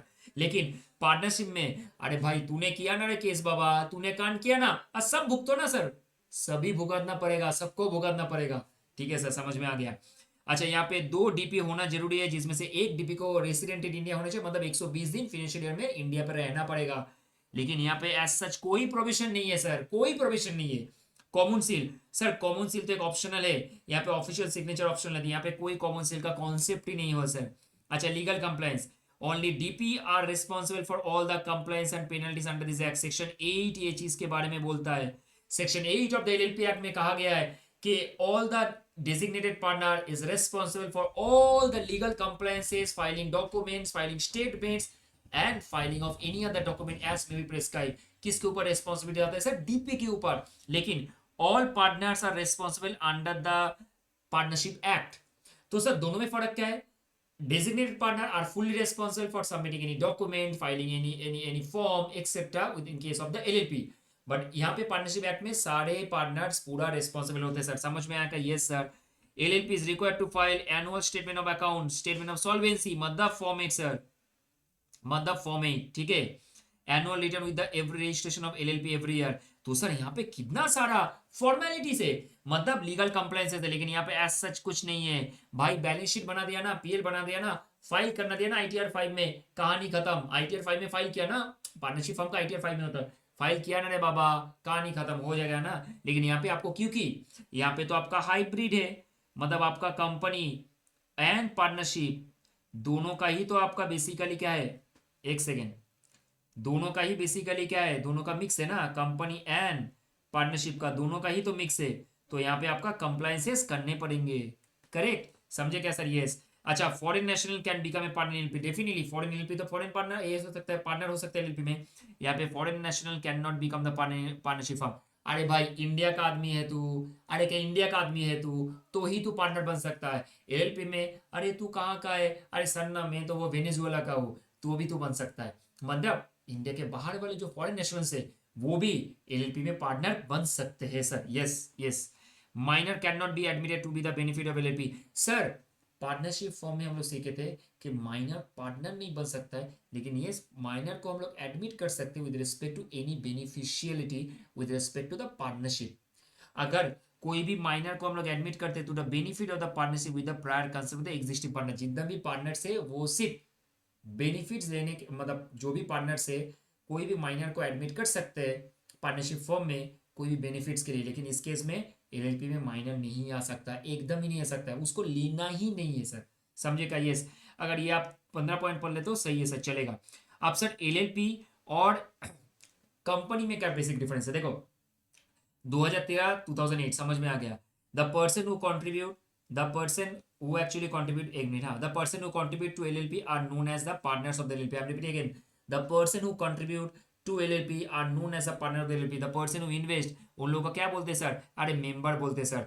मतलब कंपनी में जो लोग सब्सक्राइब करते हैं उनको हम लोग बोलते हैं मेंबर या तो शेयर होल्डर, लेकिन एलएलपी में जो लोग सब्सक्राइब करते हैं उनको हम लोग क्या बोलते हैं सर? पार्टनर बोलते हैं। अच्छा, internal governance structure of LLP is govern by the contract agreement between the partner. यहाँ पे एक फॉर्मल एग्रीमेंट बनता है सर, यहाँ पे क्या बनता है सर? एक फॉर्मल एग्रीमेंट, कहाँ पे? एलएलपी में। लेकिन यहाँ पे क्या बनता है सर? यहाँ पे आपको रेगुलेशन रेगुलेटेड बाय स्टैटू, तो regulated by the statue sir. ये समझ में आया क्या? Yes yes yes. Companies act में जिस तरीके से लिखे उस तरीके से आपको लॉ को फॉलो करने पड़ेंगे। नेम, अच्छा एक्रोनिम में हम लोग क्या यूज करते हैं? एलएलपी या तो limited liability partnership as a suffix, लेकिन यहाँ पे हम लोग क्या यूज करते हैं? आइदर प्राइवेट कंपनी या तो प्राइवेट लिमिटेड कंपनी। एंड हम लोग क्या करते हैं, देखो सॉरी प्राइवेट कंपनी नहीं, सॉरी एक सेकेंड, माय बैड। यहाँ पे हम लोग प्राइवेट लिमिटेड यूज करते हैं या तो हम लोग लिमिटेड वर्ड यूज करते हैं। मतलब अगर कोई पब्लिक कंपनी है तो हम लोग लिमिटेड का वर्ड यूज करते हैं, अगर वो प्राइवेट कंपनी तो हम लोग प्राइवेट लिमिटेड वर्ड यूज करते हैं। सर मिनिमम 2 पार्टनर चाहिए, मैक्सिमम का कोई लिमिटेशन नहीं यहाँ पे, ठीक है। और यहाँ पे सर प्राइवेट कंपनी के लिए 2 मेंबर चाहिए, यहाँ पे 200 मेंबर चाहिए। और अगर कोई पब्लिक कंपनी है तो हायर कोई लिमिट नहीं है, लोअर का क्या है सर? 7 मेंबर है। पब्लिक कंपनी के लिए 7 मेंबर चाहिए, और अगर आपका मैक्सिमम नंबर आप बोलोगे तो पब्लिक कंपनी के लिए कोई लिमिट नहीं है, लेकिन प्राइवेट कंपनी के लिए 2 और वहां पे चाहिए 200। सर अब और एक कंपनी टाइप है जिसका नाम है 1% कंपनी, वहां पे एक ही मेंबर चाहिए चलाने के लिए और एक नॉमिनी चाहिए सर। समझ में आया क्या? Yes sir.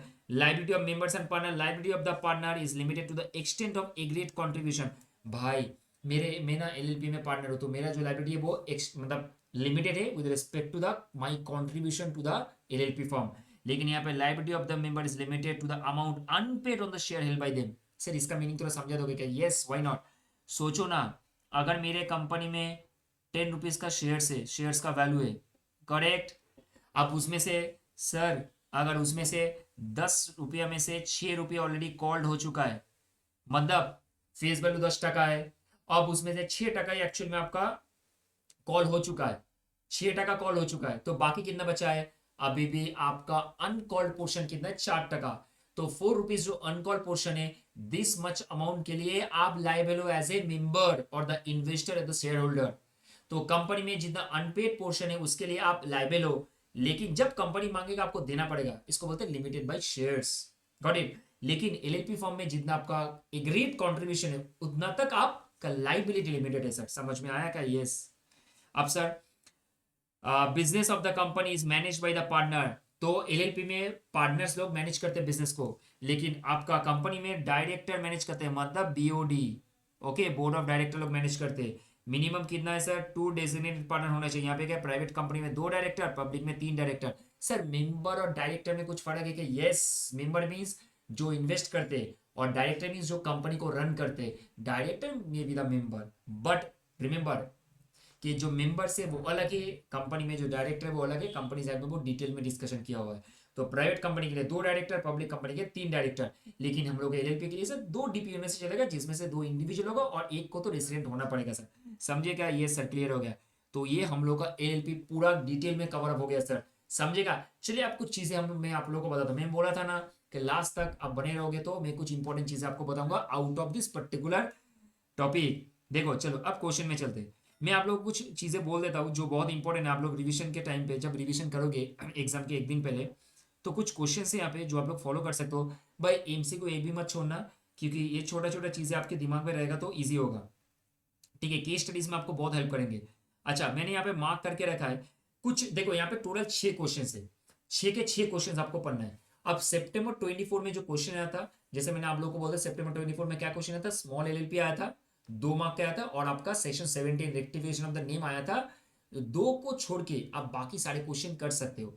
और बाकी 4 डेफिनेशन है आपका, फीचर्स आता body corporate mutual agency separate legal entity and आपका आर्टिफिशियल क्या आता ना, foreign LP and artificial legal person.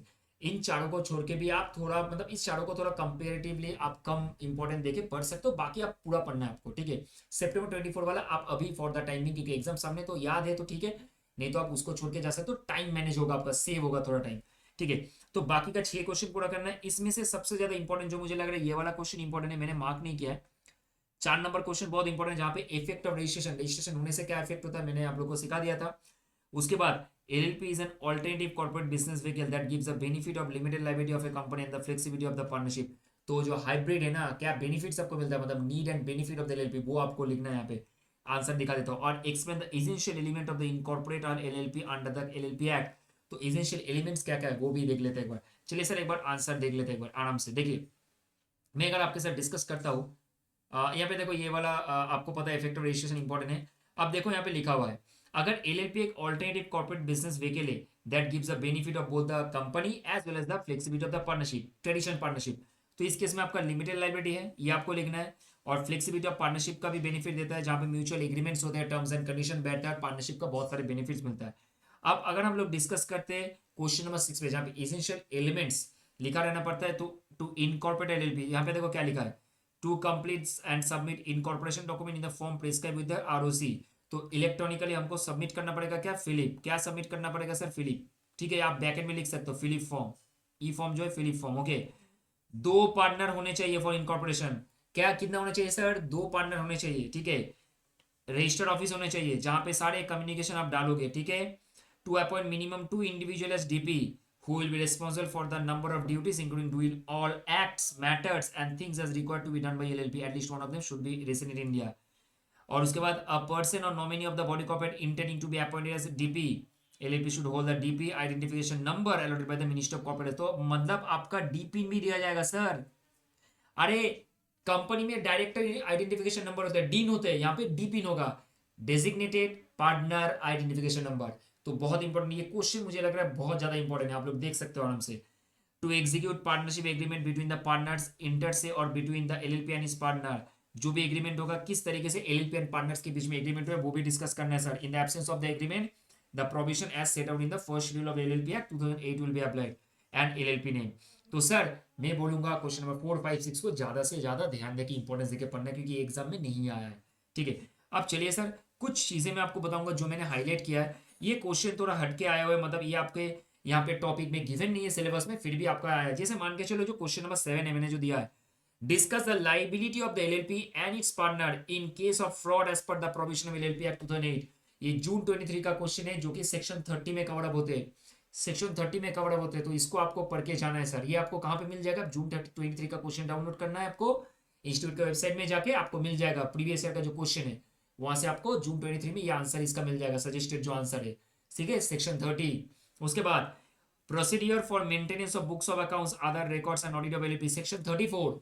Sir RTP में था, ये क्वेश्चन आने का बहुत कम चांस है, फिर भी आप एक बार देख के जा सकते हो। अरे भाई ठीक है, एक बार गो थ्रू कर लेना बुक्स ऑफ अकाउंट्स किस तरीके से मेंटेन होता है, ठीक है।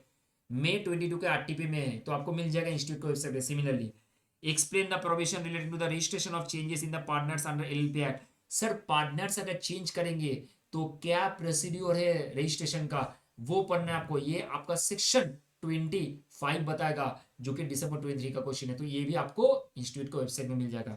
तो ये तीनों क्वेश्चन मैंने एक्स्ट्रा डाला है आपके लिए, ताकि मैंने ढूंढ के डाला है, ताकि आपको, आप पढ़ लोगे तो हो सकता है कि इसमें से आ जाए तो आप आंसर कर पाओगे। तो दोस्तों ये एक बढ़िया रिवीजन था, अच्छे से किया मैंने, अपना फुल हार्टेड दिया, ट्राई किया, ताकि आपको कम समय में जितना हो सकता है इनपुट दो। और ये बहुत ज्यादा इंपॉर्टेंट एक चैप्टर है, 6 मार्क आपका यहाँ से आने वाला है। तो 6 मार्क के लिए आपको अगर 75 मिनट भी जाता है, आई अंडरस्टैंड के 75 मिनट से बहुत होते हैं, लेकिन अगर फर्स्ट फॉरवर्ड में आप देख लोगे तो ये चैप्टर आपका आराम से कवर अप हो जाएगा, क्योंकि ये चैप्टर मैंने रिविजन तो करवाया, लेकिन अच्छे से पूरा डिटेल में विद एग्जाम्पल करवाया। तो दोस्तों चलिए बढ़िया, मिलते हैं नेक्स्ट पर्टिकुलर रिविजन में। थैंक यू गाइस, एंड पढ़ते रहना और एंजॉय करते रहना। जय हिंद गाइस।